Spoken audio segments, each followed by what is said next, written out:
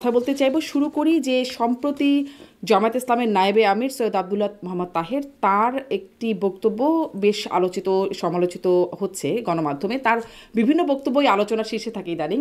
সম্প্রতি যেটি নিয়ে কথা হচ্ছে সেটি বলছেন যে, আমি কোট করি তাকে, আপনারা চালাকি শুরু করেছেন, কথা বলবো সেই বলবো এই বলবো করতে করতে নির্বাচন কাছাকাছি চলে আসছে। আহ, আপনাদের চালাকি আমরা বুঝি, আমরা এখনো নিয়মতান্ত্রিক আন্দোলনে আছি, সোজা আঙ্গুলে যদি ঘি না ওঠে আঙ্গুল বাঁকা করব, ঘি আমাদের লাগবেই, এই আনকোট। মানে এই হচ্ছে তার বক্তব্য। আমি আসলে আপনার কাছ থেকে একটু ব্যাখ্যা জানতে চাই যে আপনারা চালাকি শুরু করেছেন, কারা আসলে চালাকি শুরু করেছে? রূপক অর্থে নিশ্চয়ই সোজা আঙ্গুলে ঘি বলছেন, ঘি বলতে তিনি কি বোঝাচ্ছেন যে ঘি আমাদের লাগবেই, আর ঘি না পেলে আঙ্গুল কিভাবে বাঁকা করবেন? আঙ্গুল বাঁকা মানেও কি? ধন্যবাদ শারমিন চৌধুরী আপা, আমাকে আজকে আপনার অনুষ্ঠানে আমন্ত্রণ জানানোর জন্য। আপনার মাধ্যমে দর্শকদের শুভেচ্ছা জানিয়ে শুরু করছি। আপনি যে প্রশ্নটা করেছেন, আমি শুরুতেই বলে নিতে চাই যে বাংলাদেশ জামাত ইসলামী একটি নিয়মতান্ত্রিক রাজনৈতিক দল, গণতন্ত্রে বিশ্বাসী একটি রাজনৈতিক দল, এবং নিয়মতান্ত্রিক এবং গণতান্ত্রিক উপায়ে বাংলাদেশ জামাত ইসলামী দীর্ঘদিন 1941 সালে জামাত ইসলামীর প্রতিষ্ঠা লগ্ন থেকেই রাজনীতি করে আসছে। বাংলাদেশ স্বাধীন হওয়ার পরে 1979 সাল থেকে বাংলাদেশের এই ভূখণ্ডে বাংলাদেশ জামাত ইসলামী নিয়মতান্ত্রিক উপায়ে আন্দোলন করে আসছে, সংগ্রাম করে আসছে। 1979 সালের পর থেকে প্রতিটি গণতান্ত্রিক আন্দোলনেই বাংলাদেশ জামাত ইসলামী অংশগ্রহণ করেছে। 1990 সালে স্বৈরাচার এরশাদ বিরোধী যে আন্দোলন হয়েছে, যেটা 87 সালে শুরু হয়েছিল, এবং বাংলাদেশ জামাত ইসলামীর তৎকালীন 10 জন সংসদ সদস্যের সংসদ থেকে পদত্যাগের মাধ্যমেই সে আন্দোলন কিন্তু সূচিত হয়েছিল। দীর্ঘদিন আন্দোলনের পরে স্বৈরাচার এরশাদ সরকারের পতন হয়েছে।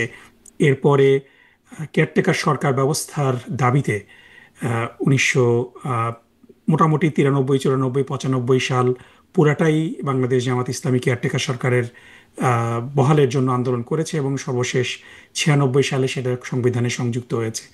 এর বাইরেও শেখ হাসিনার নেতৃত্বে তদানীন্তন যে সরকার ছিল 1996 থেকে 2001 সাল পর্যন্ত, সেই সরকারের অগণতান্ত্রিক অবস্থা এবং বিভিন্ন দাবি দাওয়াতেও যে বাংলাদেশ জামাত ইসলামী শরিক ছিল। এবং সর্বশেষ আমরা যদি দেখি যে ফ্যাসিবাদ বিরোধী আন্দোলন দীর্ঘ 15 বছর, 2008 সাল থেকে শুরু করে 2024 সাল পর্যন্ত, সেই সংগ্রামেও বাংলাদেশ জামাত ইসলামী নিয়মতান্ত্রিক পদ্ধতিতে অংশগ্রহণ করেছে। এখন যেটা আমাদের সামনে, খুব শীঘ্রই একটা সুষ্ঠু এবং নিরপেক্ষ নির্বাচন অনুষ্ঠিত হতে যাচ্ছে। আমরা আশা করছি ফেব্রুয়ারি মাসে সেই নির্বাচনটি অনুষ্ঠিত হবে। কিন্তু সেই নির্বাচন শুধু নামকাওয়াস্তে নির্বাচনের জন্য নির্বাচন হলে তো সেটা গ্রহণযোগ্য হবে না। নির্বাচনের কিছু পূর্বশর্ত রয়েছে। লেভেল প্লেইং ফিল্ড অত্যন্ত জরুরি। এজন্য বাংলাদেশ জামাত ইসলামীর পক্ষ থেকে 5 দফার দাবিতে আন্দোলন সংগ্রাম চলছে। শুধু জামাত ইসলামী না, সমমনা আরও 8টি দল মিলে বাংলাদেশ জামাত ইসলামী সহ সেই 8টি দল নিয়মতান্ত্রিক উপায়ে 5 দফার ভিত্তিতে, 5 দফার দাবিতে আন্দোলন করছে। এবং প্রথম দফা হলো যে জুলাই সনদ, যেটা যে জুলাই দফাগুলো শুধু সনদে বললাম, পাঁচ সবগুলো। দফা দাবিগুলো সম্পর্কে আর নিশ্চয়ই আপনি আরেকটু বলবেন, কিন্তু প্রথমে যদি এটা একটু স্পর্শ করেন, যেটি আমি আসলে যেই বিষয়ে আমি জিজ্ঞাসা করছিলাম, তারপরে আমরা একে একে যদি একটু আসি যে আপনারা চালাকি শুরু করেছেন বলতে আপনারা মানে জামাত ইসলাম কাদেরকে চালাকি করছেন বলে বলছেন? আপনিও নিয়মতান্ত্রিক আন্দোলনের কথা বলছিলেন, ঘি না পেলে কিভাবে আপনারা অনিয়মতান্ত্রিক বা নিয়মতান্ত্রিক আন্দোলন এখনো করছেন? আঙ্গুল বাঁকা করা মানেটা কি সেটা একটু যদি আগে বুঝিয়ে বলেন, জি জি, তারপরে অবশ্যই আমি সেদিকেই মানে যাচ্ছিলাম। আরো তো আছে। জি। হুম জি। হুম, আমি সেদিকেই যাচ্ছিলাম। সো এই যে দাবি, পাঁচ পাঁচ দফা দাবি, 5 দফা দাবি নিয়ে যদি আমরা পরে আলোচনা করি, আলোচনা পরে করব। আমরা দেখছি যে জুলাই সনদ, যেটাতে অধিকাংশ রাজনৈতিক দল, 6টি রাজনৈতিক দল বাদে এনসিপি সহ বামপন্থী কিছু রাজনৈতিক দল সেই জুলাই সনদে স্বাক্ষর করেনি, অধিকাংশ রাজনৈতিক দলই স্বাক্ষর করেছে। এবং মেক নো মিস্টেক, যে জুলাই সনদটা সবার পছন্দ মতো হবে এটা না। 4টি বিষয়ে Bangladesh Jamaat Islami note of dissent দিয়েছে, বিএনপি সম্ভবত 16টি বিষয়ে নোট অফ ডিসেন্ট দিয়েছে। সো সবাই সব বিষয়ে একমত হবে সেটা না, কিন্তু মোটা দাগে জুলাই সনদের জুলাই সনদ একটা মোটামুটি সব দলগুলা কাছাকাছি জায়গায়, খুব বেশি ডিফারেন্স অফ ওপিনিয়ন নাই, এরকম একটা জায়গায় এসেছে। কিন্তু বিষয়টা হলো যে এই জুলাই সনদ যদি গণভোটের মাধ্যমে আইনি ভিত্তি না পায়, তাহলে পরে এই জুলাই সনদ শুধুমাত্র একটা কাগজি দলিল ছাড়া কিছুই হবে না, এবং এই জুলাই সনদের ভিত্তিতেই ফেব্রুয়ারি মাসে নির্বাচন হওয়াটা জরুরি। এবং এই বিষয়ে প্রধান উপদেষ্টা সহ অনেকেই একমত পোষণ করেন যে এই আহ, গণভোটটা খুব শীঘ্রই হওয়াটা দরকার। কিন্তু এই সরকারের মধ্যেই কিছু উপদেষ্টা খুব নেক্কারজনকভাবে একটি দলকে প্রধান খুব উপদেষ্টা সহ একমত খুব মানে প্রধান পরিষ্কারভাবে উপদেষ্টা একমত সহযোগিতা পোষণ করেন করছেন। মানে শীঘ্রই হওয়া দরকার মানে কি, মানে শীঘ্রই বলতে কি বোঝাচ্ছেন আপনি, যে প্রধান উপদেষ্টাও একমত পোষণ করেন যাতে? প্রধান উপদেষ্টার সাথে বাংলাদেশ জামাত ইসলামীর যে কয়বার আলোচনা হয়েছে এবং অন্যান্য দলের যে আলোচনা হয়েছে, নীতিগতভাবে সরকার মনে করে যে এই জুলাই সনদের আইনি ভিত্তিটা জরুরি নির্বাচনের জন্য। কিন্তু সরকারের মধ্যে থেকেই কয়েকজন উপদেষ্টা, এবং আমি উপদেষ্টাদের নাম তাদের প্রতি সম্মান রেখেই মেনশন করছি না, বাট বাংলাদেশের জনগণ বুঝতে পারছে যে কারা তারা, কিছু সংখ্যক 3 থেকে 4 জন উপদেষ্টা খুব নেক্কারজনকভাবে একটি দলের পক্ষ হয়ে তারা ভূমিকা পালন করছে, এবং তাদের কারণেই না এই আসলে কিন্তু বুঝতে পারছি না, আমি নির্বাচনের বুঝতে পারছি না 3 গণভোট থেকে হচ্ছে 4 না। জন উপদেষ্টা কারা যারা একটি দলের হয়ে কাজ করছে আমি আমি আমি নেক্কারজনকভাবে? আমি তাদের নাম বলছি না, তাদের প্রতি শ্রদ্ধা রেখে আমি আশা করব যে তারা তাদের নিরপেক্ষ ভূমিকা পালন করবেন, এবং মানে this is a warning for them. এবং বাংলাদেশের অধিকাংশ জনগণ বুঝতে পারছে যে এই 4 জন ব্যক্তি কারা, এবং এই 4 জন ব্যক্তিদের মধ্যে আপনারা দেখবেন যদি পরবর্তীতে সরকার গঠিত হয় এবং এই নির্বাচনে যদি বিএনপি ক্ষমতায় আসবে কিনা নিশ্চিত না, আপনারা দেখবেন যে বিএনপি প্রস্তাব করছে এই উপদেষ্টাদের মধ্যে থেকেই সেই 2-3 জনকে আহ, তাদের সরকারের মন্ত্রী করতে। আমি তাদের নাম নিতে চাচ্ছি না, কিন্তু বিষয়টা হয়েছে এখানে যে কিছু উপদেষ্টা বাড়াবাড়ি রকম অনিরপেক্ষতা তাদের ভূমিকার মাধ্যমে প্রকাশ করছেন। এ কারণেই নিয়মতান্ত্রিক আন্দোলন অর্থ এই না, সব একটা যে কথা বলা হয় যে সরলতাকে দুর্বলতা ভাববেন না, বাংলাদেশ জামাত ইসলামী নিয়মতান্ত্রিকভাবে আন্দোলন করছে তার অর্থ এই না যে অনিরপেক্ষ এবং অযৌক্তিক একটা সিদ্ধান্ত বাংলাদেশের জনগণের উপরে চাপিয়ে দেওয়া হবে, এবং বাংলাদেশের জনগণ জামাত মানে ইসলামী সহ অনিরপেক্ষ বা যদি বলি পক্ষপাতিত্ব করছেন, তারা আসলে কারা আপনি বলছেন না, কিন্তু কিভাবে করছেন? আপনাদের পক্ষে না গেলে কি পক্ষপাতিত্ব বা অনিরপেক্ষতা বলছেন যাকে আপনি? এটা এটা ঠিক না, কিন্তু বিষয়টা হলো যে তাদের অনিরপেক্ষতার বিভিন্ন প্রমাণাদি যেমন? রয়েছে। যেমন আপনি যদি দেখেন যে একেবারে শুরুতেই যদি আমরা বলি যে আহ, আপনার এই গণভোটটাই একটা বড় বিষয়, যে সরকারের অধিকাংশ সদস্য একমত পোষণ করার পরও যেই কারণে আহ, আপনার গণভোটটা নির্বাচনের আগে হচ্ছে না, এটা তাদের একটা অনিরপেক্ষতার প্রমাণ। আর একটা বড় বিষয় যেটা, এবং 5 দফার মধ্যে বাংলাদেশ জামাত ইসলামীর এটা একটা বড় দাবি যে লেভেল প্লেইং ফিল্ড, যে প্রশাসনে যে ডিসি এবং এসপি যারা বিভিন্ন জায়গায় আছে তাদের মধ্যে অনেকেই সেই জায়গাগুলোতে দীর্ঘদিন ধরে আছে, এবং আপনারা দেখেছেন যে ইতিপূর্বে বাংলাদেশে যে নিরপেক্ষ নির্বাচনগুলো হয়েছে 1991 সালে, 96 সালে এবং 2001 সালে, এই 3টা নির্বাচনই মোটামুটি সার্বজন স্বীকৃত নিরপেক্ষ নির্বাচন। এবং এই নির্বাচনের সবচেয়ে বড় এলিমেন্ট যেটা ছিল যে যেদিন কেয়ারটেকার সরকার ক্ষমতা গ্রহণ করেছেন তারা প্রশাসনকে একেবারে ঢেলে সাজিয়েছেন, রদবদল করেছেন, কারণ ডিসি এবং এসপি তাদের কিন্তু একটা ভূমিকা থাকে নির্বাচনে। এবং বাংলাদেশ জামাত ইসলামী সহ অন্য সব দলের পক্ষ থেকে এই দাবিটা খুব জোরালোভাবে দেওয়া হচ্ছে যে নির্বাচন শুরু হওয়ার আগে, তফসিল ঘোষণার আগে সমস্ত ডিসিএসপিকে বদলি করতে হবে, এবং এটা করতে হবে র্যান্ডমলি, একেবারে লটারির ভিত্তিতে। আমি চট্টগ্রাম ডিসি কিংবা খুলনার ডিসি যে আছেন তাকে সেই জায়গায় রাখবো, কিংবা আমি যাকে পছন্দ করি যে আমাকে অমুক এলাকায় হেল্প করতে পারবে তার ব্যাপারে আমরা তদবির করব, এটা করতে দেওয়া হবে না। সো এই লেভেল প্লেইং ফিল্ড এবং এই প্রশাসনের রদবদলটাকেও কিছু কিছু উপদেষ্টা খুব নেক্কারজনকভাবে এ ব্যাপারে রোড ব্লক তৈরি করছেন, এটাও আর একটা বড় বিষয়। সো এই এই জিনিসগুলো যদি চলতে এটা থাকে তো আপনারা নাকি তাহলে তো ভাগাভাগি করে নিরপেক্ষ নিয়েছেন, নির্বাচন আপনারা সম্ভব এবং হবে না। এবং বিএনপি বিএনপি আমাদের এবং জামাত ভাগাভাগি করে নিয়েছেন ডিসিএসপিদের এবং বিশ্ববিদ্যালয় প্রশাসন, এটা তো একজন উপদেষ্টাই বলেছেন এবং না, চোখের এখন সামনে এটা হয়েছে, তার চোখের সামনে। উপদেষ্টার ব্যক্তিগত মতামত। কিছু ডিসিএসপিদের তো ডেফিনেটলি আপনি যদি দেখেন যে বাংলাদেশের যারা যারা এই বিসিএস প্রশাসনে যারা আছেন, তারা সবাই একটা না একটা সময় বিভিন্ন বিশ্ববিদ্যালয়ের ছাত্র ছিলেন, ছাত্রী ছিলেন। তাদের অবশ্যই ছাত্র জীবনে তাদের একটা রাজনৈতিক ব্যাকগ্রাউন্ড আছে, কিন্তু এবং এবং বিভিন্ন তারা ছাত্র জীবনে ইসলামী ছাত্র শিবির কিংবা জাতীয়তাবাদী ছাত্র দলের সদস্য হয়ে থাকতে পারে, এটা কোনো দোষ না। কিন্তু তারা যখন তাদের দায়িত্ব পালন করবেন, সেখানে তারা সততা এবং নিরপেক্ষতার সাথে দায়িত্ব পালন করছেন কিনা এটা খুব গুরুত্বপূর্ণ কিন্তু বিষয়। ছাত্রলীগ যদি এবং আমরা ছাত্র দীর্ঘ জীবনে এক থাকে বছর তাহলে ধরে দোষ। দেখেছি যে এটার ব্যত্যয় ঘটেছে অনেক হ্যাঁ, জায়গাতে। যদি মানে ছাত্র শিবির বা জাতীয়তাবাদী ছাত্র দলের মানে ছাত্র দল যদি করে তাহলে দোষের না, কিন্তু যদি শিক্ষা জীবনে ছাত্রলীগ করে থাকে তাহলে তাদের দোষের হবে। না, এখানে আরেকটা বিষয় যেটা আপনাকে মানে সব এই বিষয়গুলো এক পাল্লায় মাপা যাবে না, কারণ বিগত 15 বছরে এই সরকারি নিয়োগটাকে একেবারে দলীয়করণ করা হয়েছে। এবং যাদের স্পেশালি আমরা দেখেছিলাম যে আপনি যদি মানে কোন জেলা ভিত্তিক অধিকাংশ চাকরিজীবী, পুলিশে স্পেশালি আপনারা যদি দেখেন, খুব খুব নেক্কারজনকভাবে আপনারা দেখবেন যে গোপালগঞ্জ এবং কিশোরগঞ্জের প্রাধান্য, যে কিশোরগঞ্জ থেকে আপনার প্রেসিডেন্ট এবং সাবেক প্রেসিডেন্ট দুজনই কিশোরগঞ্জের মানুষ ছিলেন, এবং গোপালগঞ্জ শেখ হাসিনার এলাকা হওয়ার কারণে।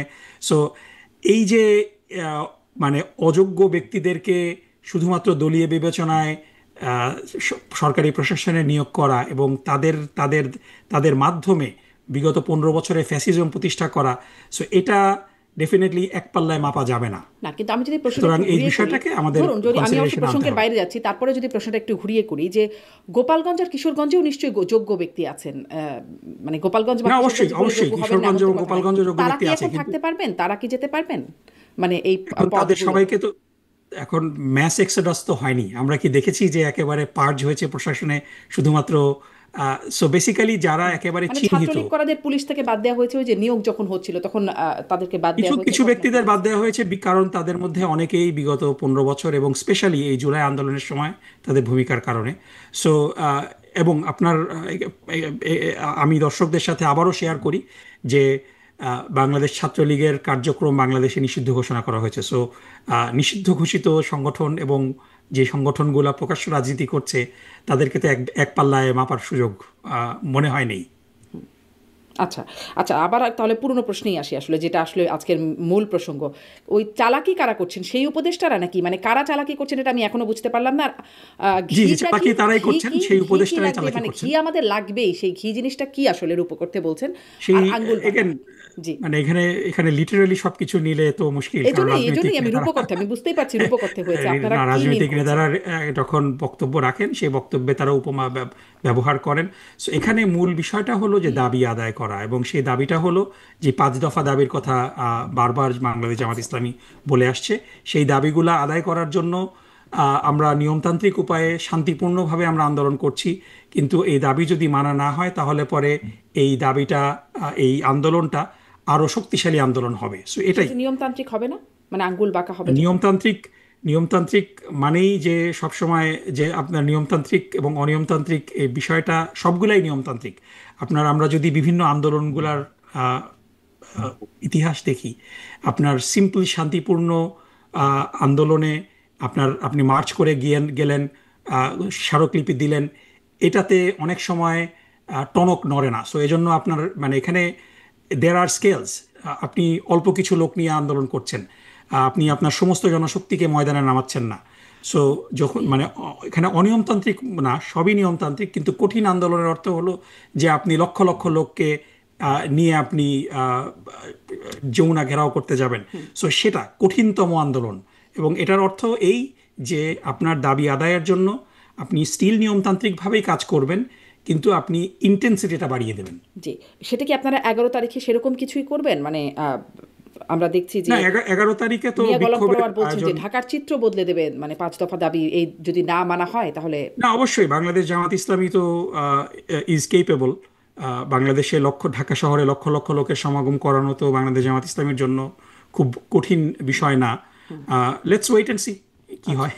আচ্ছা, তার মানে এরকম একটা আভাস আছে যে লক্ষ লক্ষ লোক সমাগম হতে পারে 11 তারিখে, কারণ 11 তারিখে উল্লেখ করে বলছেন যে যদি দাবি আদায় না হয়, 5 দফা দাবি মানা না হয়, তাহলে ঢাকার চিত্র বদলে দেবেন। না, ডেফিনেটলি আপনার 11 লক্ষ আপনার বাংলাদেশ, আপনি যদি দেখেন যে বিগত দিনগুলোতে গত 4-5 দিনে বাংলাদেশ জামাত ইসলামীর যে সমস্ত প্রার্থী ঢাকা শহরে নির্বাচন করছেন তারা কিন্তু ব্যাপক শোডাউন করেছেন। সো ওই জনশক্তিগুলাই যদি যারা শোডাউন করছেন তাদেরকে যদি আপনি এক জায়গায় আনেন তখন সেখানে তো লক্ষাধিকের উপরেই লোক হয়ে মানে যাবে। আপনাদের সো এটা সক্ষমতা আছে, সেটি সেটি আপনি বলছেন। হ্যাঁ, তার মানে ওরকম কিছু একটা আশা বা আশঙ্কা করতে পারে ঢাকাবাসী। let's wait and see, let's not জি। pull the trigger মানে before it let's wait and see happens. বলতে 11 তারিখের কথা তো বলেই দিচ্ছেন মিয়া গোলাম পরওয়ার এখন, এবং এই 11 তারিখের মধ্যে 5 দফা দাবি যে মানা যাবে না সেটা অনেকটা বোঝাও যায় যে 5 দফা অনেক কিছু আছে, সেই এত কিছু মানবে কিভাবে 11 তারিখের মধ্যে। না, এখানে একটু বলে নেই যে 5 দফা দাবির আপনি একটা রাজনৈতিক দল হিসাবে আপনি তো দাবি করতেই পারেন অনেক কিছু। এখন আপনার দাবি, আপনার 5 দফা দাবির সবগুলা দাবি মানা হবে এবং না মানলে আমরা নির্বাচন করব না, কিংবা না মানলে আমরা কোনো কথাই শুনবো না, বিষয়টা এরকম না। আপনি 5টা দাবি করেছেন, 5টা দাবির মধ্যে তো এবং 5টা দাবির মধ্যে সবগুলো দাবি বাংলাদেশ জামাত ইসলামী মনে করে যৌক্তিক। এখন সরকার যদি এই দাবিগুলোর মধ্যে সবগুলাকেই অযৌক্তিক বলে, fine, they have to say that, এখানে চালাকি করার কোনো সুযোগ নেই। সুতরাং ইটস অ্যাবাউট এ কনভারসেশন। সুতরাং আপনার এই দাবিগুলোর মধ্যে যদি সরকার কোনো একটা দাবিকে যৌক্তিক মনে করেন এবং একাধিক দাবিকে যৌক্তিক মনে করেন, তাহলে পরে এটার একটা টাইম লাইন তারা দিতে পারেন যে এই সময়ের মধ্যে আমরা দাবিগুলো মানব। কিন্তু এগুলা নিয়ে কিছু কালক্ষেপণ করা হচ্ছে, কিছু চালাকিও করা হচ্ছে। সো এই বিষয়টা ইটস নট এক্সপেক্টেড এবং ইটস নট কুল। মানে ধরেন 5 দফা দাবি কি? পিআর, দুই কক্ষে পিআর নিশ্চিত করতে হবে, আপনারা বলছেন লেভেল প্লেইং ফিল্ড, বিচার, এই বিষয়ে দৃশ্যমান বিচার হতে হবে, এবং জাতীয় পার্টি সহ 14 দল তাদের কর্মসূচি বা কার্যকলাপ নিষিদ্ধ করতে হবে। এগুলো সব 11 তারিখের মধ্যে, মানে এগুলো কিভাবে 11 তারিখের মধ্যে করবে? না, এখন এটা বিষয়টা হলো যে প্রথম দফা দাবি যেটা, মানে 5 দফা দাবির মধ্যে 1 নম্বর দাবিটা হলো জুলাই সনদের ভিত্তিতে আগামী ফেব্রুয়ারিতে নির্বাচনের আয়োজন করা, এবং এই জুলাই সনদের ভিত্তিতে নির্বাচন আয়োজন, এবং এই দাবির সাথে বাংলাদেশের অধিকাংশ জনগণ একমত পোষণ করে। সো এই জুলাই সনদের ভিত্তিতে জাতীয় নির্বাচন করার জন্যই তো আপনাকে গণভোটটা নির্বাচনের আগে করতে হবে, তা না হলে আপনি কিসের ভিত্তিতে নির্বাচন করবেন? সুতরাং এই বিষয়টার ব্যাপারে একটা সিদ্ধান্ত সরকারের পক্ষ থেকে তো আসতেই পারে। আর বাকি 2 নম্বর যে দাবি সেটা হলো উভয় কক্ষে পিআর, এর মধ্যে অলরেডি হাফ অ্যাচিভড। দ্বিতীয় দফার যেই অর্ধেক অংশ উচ্চকক্ষে পিআর অলরেডি জুলাই সনদের মধ্যে অন্তর্ভুক্ত হয়েছে। নিম্নকক্ষে পিআর হয়তো এই নির্বাচনে হবে না, কিন্তু just because something is not gonna happen আপনি তো you can not give up your passion, দাবি তো জানাতেই পারে। 3 নম্বরটা খুবই গুরুত্বপূর্ণ, সেটা হলো অবাধ এবং সুষ্ঠু গ্রহণযোগ্য নির্বাচনের লক্ষ্যে লেভেল প্লেইং ফিল্ড নিশ্চিত করা, এবং এটা নিশ্চিত করার একটা বড় উপায় হলো যে সমস্ত প্রশাসন ডিসিএসপিকে সাফল করা এবং এটা র্যান্ডম লটারির ভিত্তিতে নিয়োগ করা, কেউ যেন চুজ করে কোনো এলাকায় ডিসিএসপি নিয়োগ না দিতে পারে। 4 নম্বর হলো যে ফ্যাসিস্ট সরকারের সকল জুলুম, নির্যাতন, গণহত্যা ও দুর্নীতির দৃশ্যমান বিচার করা, এবং 5 নম্বর দাবি হলো যে স্বৈরাচারের দোসর যারা ছিল জাতীয় পার্টি সহ 14 দল, তাদের কার্যক্রম নিষিদ্ধ করা। সো আপনার 5টা দাবির সবগুলা দাবি একদিনে পূরণ হবে সেটা না, কিন্তু প্রথম দফাটা দ্যাট ইজ ভেরি ইম্পর্টেন্ট, এবং এই প্রথম দফা দাবিটার ব্যাপারে একটা টাইম লাইন, কারণ ফেব্রুয়ারি ঘনিয়ে আসছে, আমাদের নির্বাচনের 100 দিনেরও কম সময় আছে, এবং ফেব্রুয়ারিতে নির্বাচন জামাত ইসলামীর একটা বড় দাবি। কিন্তু সেই নির্বাচনই তো আপনি কোনো আইনি ভিত্তিতে করতে পারবেন না যদি আপনার একটা গণভোট, সেটা জুলাই সনদের বৈধতার জন্য একটা যদি আইনি ভিত্তির জন্য গণভোটটা যদি না হয়। হোয়াট ইফ, আমি হাইপোথেটিক্যালি বলছি যে আপনি বিএনপি যে প্রস্তাব করছে যে আপনি একই দিনে গণভোট এবং জাতীয় নির্বাচন করবেন, এটার অনেকগুলো লজিস্টিক্যাল সমস্যা আছে। সেটা হলো যে মানুষ শুধু মার্কাতে ভোট দিয়ে চলে আসবে, সেকেন্ড পেজ হয়তো অনেকে খেয়ালই করবে না। সো এটার সাথে মানুষ ইউজ টু না। কিন্তু সবচেয়ে বড় সমস্যা হলো যে হোয়াট ইফ সেই গণভোটে না জয়যুক্ত হয়, তাহলে তো নির্বাচনটাই একটা প্রশ্নবিদ্ধ নির্বাচন হয়ে যাবে, কারণ সেই নির্বাচনের কোনো আইনি ভিত্তি থাকবে না। সুতরাং এই আইনি ভিত্তিটা, গণভোটে না হলে নির্বাচনই কেন প্রশ্নবিদ্ধ হবে? কারণ নির্বাচন কিসের ভিত্তিতে নির্বাচন হচ্ছে?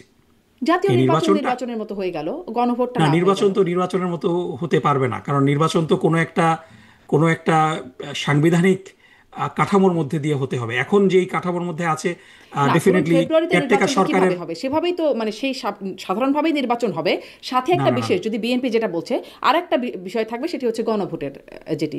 কিন্তু নির্বাচনটা কিসের ভিত্তিতে হচ্ছে? কারণ বাংলাদেশে ট্রেডিশনাল কনস্টিটিউশনাল যেই চেঞ্জ অফ গভর্নমেন্ট আছে, সেখান থেকে তো আমরা একটা ব্রেক নিয়েছি। বাংলাদেশে অন্তর্বর্তী সংবিধানে বর্তমানে অন্তর্বর্তীকালীন সরকার বলে কোনো কিছু নাই। ডেফিনেটলি হাইকোর্টের একটা রায়ের মাধ্যমে তত্ত্বাবধায়ক সরকার পুনর্বহাল হয়েছে, কিন্তু তত্ত্বাবধায়ক সরকারের মেয়াদ তো 90 দিন। এই 1.5 বছর, 1.5 বছরের বেশি সময় মেয়াদের তো কোনো অন্তর্বর্তী সরকারের কোনো বিধান সংবিধানের মধ্যে নেই। সো জুলাই চার্টারে জুলাই চার্টার যখন গণভোটের মাধ্যমে আইনি ভিত্তি পাবে, তখন নির্বাচনটা কিন্তু এই জুলাই চার্টারের ভিত্তিতে নির্বাচনটা হচ্ছে। সুতরাং আপনার কোনো আইনি জটিলতা থাকলো না। কিন্তু এর আগে হয়েছে না 11 সরকার বা তত্ত্বাবধায়ক 11 সেই সেনা শাসিত না না, সরকার, সেগুলো তো হয়েছে। তারপরে তো সেটিকে বৈধতা দেওয়া হয়েছে। তো এই সরকার পরের সরকার এসে বৈধতা না, দেবে? বিষয়টা হলো যে নজিরবিহীন তো না বিষয়টা। 11 সময় তো কেয়ারটেকার সরকারের বিধান সংবিধানে সংযুক্ত ছিল, এবং সেটি তো সে 3 সময় মাসের মার্শাল ল সংবিধানে ছিল, তারপর সেটি তো বছর 18 মাস হয়ে গেল, পার হয়ে যাচ্ছে, তারপরে নির্বাচন হলো 2 বছর। না, এটা তো একটা সাংবিধানিক জটিলতা তৈরি করেছিল, কিন্তু এবার আমরা সেই জটিলতার মধ্যে যেতে চাচ্ছি না। আমরা গণভোটও তো একটা সংবিধানে আইনি নাই আমাদের, সেটাও বা কি করে জি বলবেন? মানে সংবিধানই যদি আপনারা বলছেন যে সেটার স্বার্থে, তাহলে সংবিধানে তো গণভোটও না, নাই। বিষয়টা হলো যে এখানে আরো আপনার মানে আইনি বৈধতার, নির্বাচনের আইনি বৈধতার একটা একটা বিষয় রয়েছে। দ্বিতীয় বিষয় হলো যে এখানে এমন কিছু বিষয় আছে, যেমন অলমোস্ট 14টা বিষয়ে বিএনপি নোট অফ ডিসেন্ট দিয়েছে। সো নোট অফ ডিসেন্ট দেওয়ার অর্থ হলো যে আমরা এটা চাই না। সুতরাং তারা যখন ক্ষমতায় আসবে, তখন কিন্তু ওই বিষয়গুলোকে তারা they will not be interested. এর আগেও আমাদের যদি অভিজ্ঞতাগুলো আমরা দেখি, যে 1990 সালে স্বৈরাচার বিরোধী আন্দোলনের পরে 3 জোটের রূপরেখার কথা আপনার মনে আছে। সেই 3 জোটের রূপরেখাতে কেয়ারটেকার সরকার অন্তর্ভুক্তি একটা বড় দাবি ছিল, বিচার বিভাগিক পৃথকীকরণের একটা দাবি ছিল, সাথে সাথে যে বিশেষ ক্ষমতা আইন বাতিলের একটা দাবি ছিল, যেটার কারণে যে কোনো ব্যক্তিকে হ্যারাস করা যায়। আজ পর্যন্ত কিন্তু সেই বিচার বিভাগ পৃথকীকরণ হয়নি। সেই বিশেষ নিরাপত্তা আইন কিন্তু এখনো বাতিল হয়নি, বহাল তবিয়তে আছে। এবং আপনি জানেন যে কেয়ারটেকার সরকারের আন্দোলনের জন্য সেই আঙ্গুল কিন্তু বাঁকা করা লেগেছে। সোজা আঙ্গুলে কিন্তু কেয়ারটেকার সরকারের দাবিও কিন্তু পালন সংবিধানে অন্তর্ভুক্ত করা যায়নি। সেই একটা মানে একটা কি বলা যায়, যে একটা একটা অনিয়মতান্ত্রিক একটা নির্বাচন হলো। সেই নির্বাচন খুব অল্পস্থায়ী হলো। সেই নির্বাচনের মাধ্যমে ভ্যালিডেট করে কেয়ারটেকার সরকারের দাবি বাস্তবায়িত হয়েছিল। প্রশ্নটা আমার ছিল এই যে যে বিষয়গুলো, গণভোটের সাথে মানে এটা জাতীয় একটা নির্বাচনের রাজনৈতিক বৈধতা দল কিভাবে যখন গণভোট ক্ষমতায়, দেবে, এটা আমার প্রশ্ন ছিল। কিন্তু আপনি যখন এই প্রসঙ্গ বলছেন যে কেয়ারটেকারের জন্য আপনাদের আঙ্গুলটা বাঁকা করতে হয়েছিল, কিন্তু তারপর যখন কেয়ারটেকারটা বিতর্কিত হয়ে গেল, সেই যে বিচারপতিদের বয়স বাড়িয়ে দেওয়া হলো, বিচারপতি কে এম হাসান সেটি নিতে অস্বীকার করলেন, তারপরে সংবিধানের সবগুলো বিকল্প, 4টি বিকল্প বাদ রেখে ইয়াজউদ্দিন আহমেদ হয়ে গেলেন প্রধান নির্বাচন কমিশনার। একপাক্ষিক একটা নির্বাচন যখন হতে যাচ্ছিলেন, তখন একে একে উপদেষ্টারা পদত্যাগ করছিলেন। তখন সেই সময় বা সেই আন্দোলনে, তখন যখন আওয়ামী লীগ আন্দোলন করছিল এইটার বিরুদ্ধে, কে এম হাসানের বিচারপতিদের বয়স বাড়ানো, কে এম হাসানকে প্রধান বিচারপতি করা, বা ইয়াজউদ্দিন আহমেদ যখন প্রেসিডেন্ট সহ তত্ত্বাবধায়ক সরকার প্রধান হয়ে গেলেন, তখন তো আবার আপনারা আঙ্গুল মানে বাঁকা আঙ্গুলটাকে সোজা করতে চাচ্ছিলেন, অপর পাশে ছিলেন। না, এটা এভাবে সরলীকরণ করাটা মনে হয় ঠিক হবে না।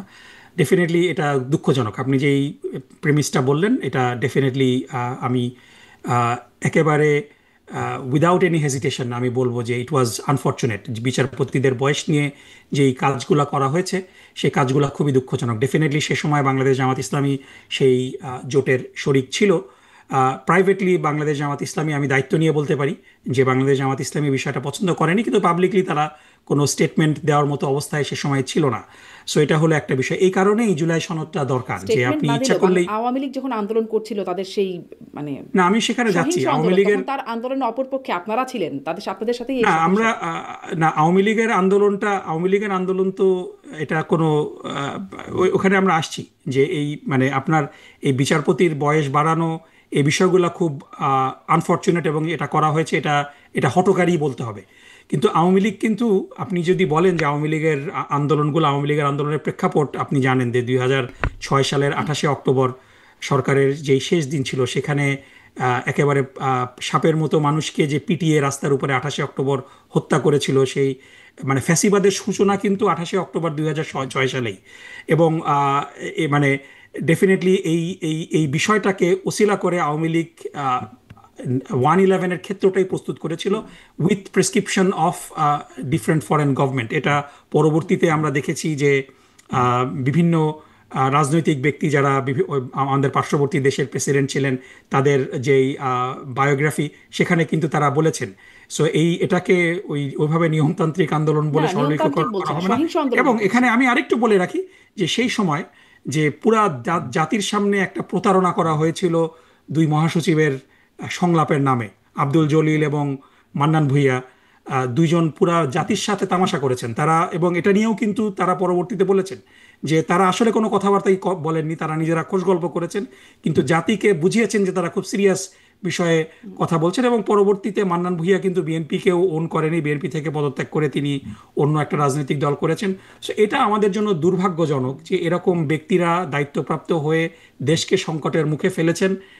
এবং এই সংকটের জন্যই পুরা দেশকে গত 2006 থেকে শুরু করে 2025 সাল পর্যন্ত, 2024 সালের 5ই আগস্ট পর্যন্ত পুরা জাতি একটা চরম মূল্য দিয়েছে। সেই হাজার সংকটের হাজার কারণে মানুষ। যে পেছনে যে সংকটের পেছনে যে কারণটা আপনিও অ্যাগ্রি করছিলেন, আপনারা কি নিজেদেরকে দোষী মনে করেন তার জন্য? মানে সেখানে আপনারাও সেই সময় সরকারের সঙ্গী ছিলেন বা জোট সঙ্গী না, ছিলেন। ডেফিনেটলি আমাদের রাজনৈতিক কার্যক্রম যদি আমরা দেখি দীর্ঘদিন ধরে, ডেফিনেটলি রাজনৈতিক সিদ্ধান্ত তো ভুল ত্রুটির ঊর্ধ্বে কেউই না, জি, তাই না? সো আমাদের রাজনৈতিক ভুল তো হতেই পারে। আচ্ছা, এবং সেটি রাজনৈতিক ভুল। ডেফিনেটলি অবশ্যই এই আমি বিষয়টা যেটা আমার আপনাকে আরেকটি অনুষ্ঠানে জামাতের আমিরও বলেছেন যে এখানে নিশ্চয়ই ভুল স্বীকার করেছিলেন হ্যাঁ, তিনি। ডেফিনেটলি। অতএব এবং এখানে এটা আমি এখানে আমি আর না যাই, আমি কিন্তু এই যে আরেকটু ওই বিষয়টা আমরা স্বাধীনতা আসলে কয়েকটা সুনির্দিষ্ট বিষয় আসতে এক চাচ্ছিলাম। মিনিট একটু যদি জি, সময় শেষ নেই, করুন। যে আমি ডেফিনেটলি এখানে দায়িত্ব নিয়ে বলতে পারি যে এই বিষয়টা যে বিচারপতিদের বয়স নিয়ে বয়স বাড়ানোর ব্যাপারে বাংলাদেশ জামাত ইসলামীর পক্ষ থেকে বিএনপির বেগম খালেদা জিয়ার কাছে এই ব্যাপারে বারবার পরামর্শ দেওয়া হয়েছিল যে it will B A problem. So but আমি সাথে সাথে এটাও বলবো যে বাংলাদেশ জামাত ইসলামের পাবলিক কিছু স্টেটমেন্ট আসা উচিত ছিল, যেটা প্রেসিডেন্ট আমরা তখন দেখিনি। ক্ষমতা সো নিয়ে নেওয়া, ইট তত্ত্বাবধায়ক কুড হ্যাভ সরকারের বিন প্রধান বেটার। হওয়া, এই বিষয়টাও তখন হয়েছিল আপনাদের সেই সময়টিতেই। যাই হোক, আমি আসলে প্রশ্ন করছিলাম যে গণভোট কিভাবে জাতীয় নির্বাচনকে বৈধতা দেবে, আর গণভোট ছাড়া কেন জাতীয় নির্বাচন বৈধতা পাবে না? সাংবিধানিক বৈধতার কথা আপনি বলছেন, গণভোটই যেখানে সংবিধানে নাই। না না, গণভোট সংবিধানে নেই বিষয়টা তো এরকম না। বাংলাদেশে ইতিপূর্বে আমরা দেখেছি যে গণভোট, এবং সবচেয়ে বড় কথা হলো এখানে যে আমরা যদি গণভোটের ইতিহাসগুলা দেখি, যে বাংলাদেশে ইতিপূর্বে যে গণভোটগুলা হয়েছে সেই গণভোটগুলা কিন্তু একেবারে 2-3 মাস সময় নিয়ে যে হয়েছে সেটা না। বাংলাদেশ সংবিধানের দুইটা ধারা, 142A এবং 150, এই দুইটা ধারাতেই কিন্তু গণভোটের বিষয়টা আছে। এবং তার আগে একটা সরকারি প্রজ্ঞাপন দেওয়ার প্রয়োজন হয়, যে 1977 সালের 30শে মে যে প্রথম বাংলাদেশে গণভোট হয়েছিল, এবং এটা সামরিক শাসনের আন্ডারে। তারপরে 1980-র দশকে এরশাদ সরকারের প্রস্তাবিত গণভোট, যেটা বাস্তবায়ন হয়নি। 1990-91-তে গণতন্ত্র পুনঃপ্রতিষ্ঠার আন্দোলন বিষয়ে গণভোট হয়েছে। তারপরে সো এই যে আমরা গণভোটে 4টা গণভোট যে আমাদের হয়েছে, প্রত্যেকটা গণভোটের আমরা যদি টাইম লাইন দেখি, যে ম্যাক্সিমাম টাইম লাইন ছিল 28 দিন এবং মানে মিনিমাম টাইম লাইন ছিল 14 দিন। সুতরাং মানে গণভোটের কারণে জাতীয় নির্বাচন পিছাতে হবে, পেছানো মানে জাতীয় নির্বাচন দেরি হয়ে যাবে, ঝুঁকির মধ্যে পড়বে, বিষয়টা কিন্তু এটা না। বরং উল্টা, গণভোট না হলে আপনি জাতীয় নির্বাচনকে প্রশ্নবিদ্ধ করে ফেলছেন। এবং মানে জুলাই সনদ বাস্তবায়নটাকে আপনি মানে এটা একটা হুমকির মুখে ফেলে দিচ্ছেন। জি, গণভোট না হলে জাতীয় নির্বাচন কিভাবে প্রশ্নবিদ্ধ, সেটা আমি খুব স্পষ্ট হচ্ছি না, কিন্তু এটা একটু জিজ্ঞাসা করতে চাই। সময়সীমার কথা আপনি যে বলছেন, আপনারা বলছেন নভেম্বরের মধ্যেই হতে হবে, নভেম্বরে তো এখনো চলছে আর কি। এই গণভোটের বিষয়বস্তু 48টা দফা, সেটি নিয়ে আপনারা প্রচারণাও তো চালাচ্ছেন না। মানুষ কি বুঝবে? আমি মানে গণভোটের এই 48 দফাতে কি আছে? সংবিধান সংস্কার, যেখানে বাংলাদেশের 23% মানুষের সাক্ষরতা জ্ঞানী নাই, সেখানে সংবিধানের এই মানে 48টা সংস্কার সম্পর্কে গণভোট নেবেন, গণমানুষ বুঝতে পারছে 48টা বিষয়? এটা তো গণভোটের যখন তফসিল ঘোষণা করা হবে তখন এটার দায়িত্ব তো সরকার এই 48টা দফা নিয়ে তারা প্রচারণা করবে। এবং মানে ডেফিনেটলি একটা তো আপনি মানে ঠিক আছে, আমি বুঝলাম যে মানুষ বোঝে না, তাহলে পরে কি জুলাই চার্টারের দরকার নেই? আপনি জুলাই চার্টারকে কিভাবে মানে সাধারণ মানুষকে মনে হয় যে এত আন্ডার এস্টিমেট করাটাও মনে হয় ঠিক না। ডেফিনেটলি দফাগুলা অনেক, কিন্তু বাংলাদেশের মানুষ যথেষ্ট সচেতন এবং ডেফিনেটলি যদি বাংলাদেশের মানুষ না আপনি বুঝে ভোট বিশ্বাস দেবে না করেন মানে কিংবা আপনি না আপনার ভোট দেবে। আপনি ধরেন আপনি বাংলাদেশের সাধারণ মানুষ রিক্সাওয়ালা যারা বেবি ট্যাক্সি চালাচ্ছে, যারা দোকানে মুদি দোকানে বসছে, এমনকি যারা আমাদের গণমাধ্যম কর্মীরা আছেন, আমরাও 48টা দফা সম্পর্কে জানি না। আমি আমার বিশ্লেষকরা যারা কথা বলেন এর উপরে তাদেরকেও জিজ্ঞাসা করি আপনারা 48টা দফা পড়েছেন, জানেন? তারাও আসলে অ্যাপারেন্টলি একটা ধারণা রাখছেন, তারা জানেন না 48 দফায় কি আছে। সেখানে আপনি কিভাবে আশা করছেন যে বাংলাদেশের এই গণমানুষ 48টা দফা বুঝে গেছে? সো তাহলে আমি আপনাকে পাল্টা প্রশ্ন করি, সো 48 দফা খুব কমপ্লিকেটেড, মানুষ বোঝে না, তো মানে তার অর্থ এটা কি এটাই দাঁড়ায় যে আমার তাহলে জুলাই চার্টারের গুরুত্ব নেই, না, এটাকে তা বাস্তবায়ন না। আমরা করব না? সেটি আসলে গণভোটের যোগ্য কিনা সেটা আমি জিজ্ঞাসা করছি। গণমানুষ না, যদি না গণভোট বোঝে তো তাহলে হতে, গণভোট কিভাবে হবে? না মানে আপনি মানুষের মতামত নেয়ার তো উপায় হলো কয়েকটা, যে আপনি যদি নির্বাচনের দিনও গণভোটে দেন, সেই প্রশ্নটা তো রয়ে যায় যে তাহলে তখন এখন বুঝবে না মানুষ, জি, আপনি নির্বাচনের দিন সময় গণভোট নিয়ে দিলেন। প্রশ্ন না, গণভোট নিয়েই প্রশ্ন, আসলে আমি প্রশ্নটা গণভোট নিয়েই করছি। না, আর বিষয়টা হলো যে গণভোটে তো মানে ডেফিনেটলি যে আমেরিকাতে আপনি আছেন যে প্রত্যেকটা নির্বাচনেই কিন্তু দেয়ার আর মেনি কোয়েশ্চেন্স। এখন খুব ভালো হতো যে 48টা কোশ্চেনের উপরেই যদি সেপারেটলি হ্যাঁ না দেওয়া যেত, তাহলে পরে it would have been better. কিন্তু আপনি যেটা বললেন যে it will become too complicated, এজন্য it has to come as a package. এবং সেই প্যাকেজটা 48টা দফার মধ্যে সবগুলো দফা কিন্তু মানে ওই রকমভাবে মিনিংফুল না। আপনার গুরুত্বপূর্ণ দফাগুলো হলো যে কেয়ারটেকার সরকার ব্যবস্থার পুনর্বহাল, তারপরে আপার হাউস গঠন করা এবং আপার হাউসে পিআর পদ্ধতিতে রিপ্রেজেন্টেশন ঠিক করা, তারপরে প্রধানমন্ত্রীর মেয়াদ কতটুকু হবে। সো 48টা দফার মধ্যে ডেফিনেটলি প্রত্যেকটা দফাই গুরুত্বপূর্ণ, কিন্তু আপনি যদি মানে হাইলাইট করে দেন, দেয়ার আর অনলি 4 or 5 মানে পয়েন্ট যেগুলা খুবই গুরুত্বপূর্ণ এবং যেগুলা তো সেই 4 or 5 পয়েন্টস মানুষ বোঝে এখন বাংলাদেশের বাস্তবতায়? আপনি ডেফিনেটলি বাংলাদেশের মানুষ তো এটা নিয়ে কথা বলছে, দ্বিকক্ষ বিশিষ্ট সংসদের কথা মানুষ বলছে। ডেফিনেটলি 2 টার্মের বেশি প্রধানমন্ত্রী থাকা যাবে না, এটা নিয়ে তো সাধারণ মানুষ, মানে এটা তো সাধারণ মানুষের না বোঝার কথা না। বাট দ্য থিং ইজ, যখন স্কেডিউল ঘোষণা করা হবে তখন সরকারের পক্ষ থেকে প্রচারণা আরো চালানো হবে। জি, সো মানুষ যদি না বুঝে, ডক্টর নকিবুর রহমান, দে এক উইল করোনার ভোট সময় নো। এক লকডাউন, আমি সেদিনও এই প্রসঙ্গটা বলছিলাম, এক লকডাউন, শুধুমাত্র লকডাউন, এই বিষয়টা বোঝানোর জন্য মানুষ আর্মি নামাতে হয়েছে বাংলাদেশে। মানুষকে মোটামুটি পিটিয়ে বোঝাতে হয়েছে যে এটা লকডাউন, এটা এই ব্যাপারটা হচ্ছে এরকম। আর এখানে তখন তো সংবিধান ফ্যাসিস্ট সরকার সম্পর্কিত ক্ষমতায় ছিল, সংবিধান, ফ্যাসিস্ট সরকার তো পিটানো ছাড়া কিছু জি, বোঝে না। অন্য দেশে তো সংবিধান লকডাউন মানে ওটা বোঝানোর মানুষের জন্য। জীবনের স্বার্থেই ছিল অন্ততপক্ষে। ওই জায়গাটা সবাই তখন সমর্থনও দিয়েছিল, রাজনৈতিক নেতা, ওই একটা জায়গায় অন্ততপক্ষে, যেটি আসলে জীবন রক্ষার স্বার্থেই দরকার। কিন্তু না দেখেন, মানুষকে কিন্তু আপনি বোঝানোর এটা দায়িত্ব বলেন, জি, সরকারের, জি, জনগণকে বোঝানোর দায়িত্ব সরকারের এবং রাজনৈতিক দলগুলার। এবং মানে at the end of the day মানুষের প্রতি তো জনগণের প্রতি আস্থা রাখতে হবে। যারা বুঝে, যদি মানুষ না বুঝে হয়তো তারা ভোটদান থেকে বিরত থাকবে, কিন্তু যারা বোঝে তারা ভোট দেবে। এবং অধিকাংশ মানুষ যদি জুলাই চার্টার পছন্দ না করে, তখন জনগণের মতামতকে সবাই শ্রদ্ধা করে মেনে নিবে যে ঠিক আছে, এই জুলাই চার্টার মানুষ পছন্দ করছে না, কিন্তু এই জুলাই চার্টার পাশ হয়ে যাবে, এই জুলাই চার্টারের কিছু জিনিস আমি পছন্দ করছি না, এই ভয়ে এটাকে গণভোটে দেওয়া যাবে না, এটা তো গণবিরোধী রাজনীতি হয়ে গেল না? মানে গণমানুষ বুঝতেই যদি না পারে তাহলে সেটিকে দেওয়া, আমরা কেন মনে করছি যে জনগণ বুঝতে পারবে না? জনগণকে এতটা আন্ডার এস্টিমেটও তো করাটা এতটা জনগণের আন্ডারএস্টিমেট প্রতি না। আমি আমি শ্রদ্ধা রাখা জানি না। 48টা, আমি অনেক মানুষের সাথে কথা বলেছি, প্রতিদিন আমার বিশিষ্ট ব্যক্তিদের সাথে কথা হয়, তাদেরকে জিজ্ঞাসা করেছি, আসলে আমি দেখিনি আসলে কেউ এই 48টা দফা পড়ে সবাই বুঝতে পারছেন, সাধারণ মানুষ তো এটা দূরের এটা কথা। খুবই খুবই খুবই দুঃখজনক, কারণ 48টা দফা যেদিন জুলাই চার্টার সই হলো, এখন 48টা দফা আমাকে মুখস্থ বলতে বললে আমি মুখস্থ বলতে পারবো না, কিন্তু আমি প্রিটি শিওর যে আমি অ্যাটলিস্ট 25-26টা দফা যেগুলো গুরুত্বপূর্ণ সেগুলো আমি বলতে পারবো। সো একজন মানে দায়িত্বশীল ব্যক্তি যদি দাবি করে যে আমি 48টা দফা কি কি সই হলো আপনার ধরেন আমি আপনার জানি না, গ্রামের বুঝি বাড়িতে না, বা আপনার এটা দেশে তো যে বাড়িতে অদায়িত্বশীল বাসা, হয়ে যে গেল না? মানুষটি গৃহ পরিচারিকা বা আপনার সহায়ক হিসেবে কাজ করেন, তিনি জানেন 48টা দফা কি আছে? আমি প্রিটি শিওর বা যে তিনি গাড়ির যদি চালক রাজনীতি জানেন? সচেতন হন, তিনি 48 দফার 48টা দফাই যদিও না জানেন, কিন্তু মেজর যে জায়গাগুলো, যে কেয়ারটেকার সরকারের পুনর্বহাল, টার্ম লিমিট, আপার হাউস, তারপরে জুডিশিয়ারি পৃথকীকরণ, এই এই এই জিনিসগুলা সচেতন মানুষ হিসাবে জানাটা গুরুত্বপূর্ণ এবং জানার দায়িত্ব কিন্তু প্রত্যেকের। কেউ যদি না জানে তাহলে পরে আপনি কিন্তু তাকে জোর করে জানাইতে পারবেন না। সুতরাং এই দায়িত্ব সরকারের পক্ষ থেকে, they need to do a better job disseminating information.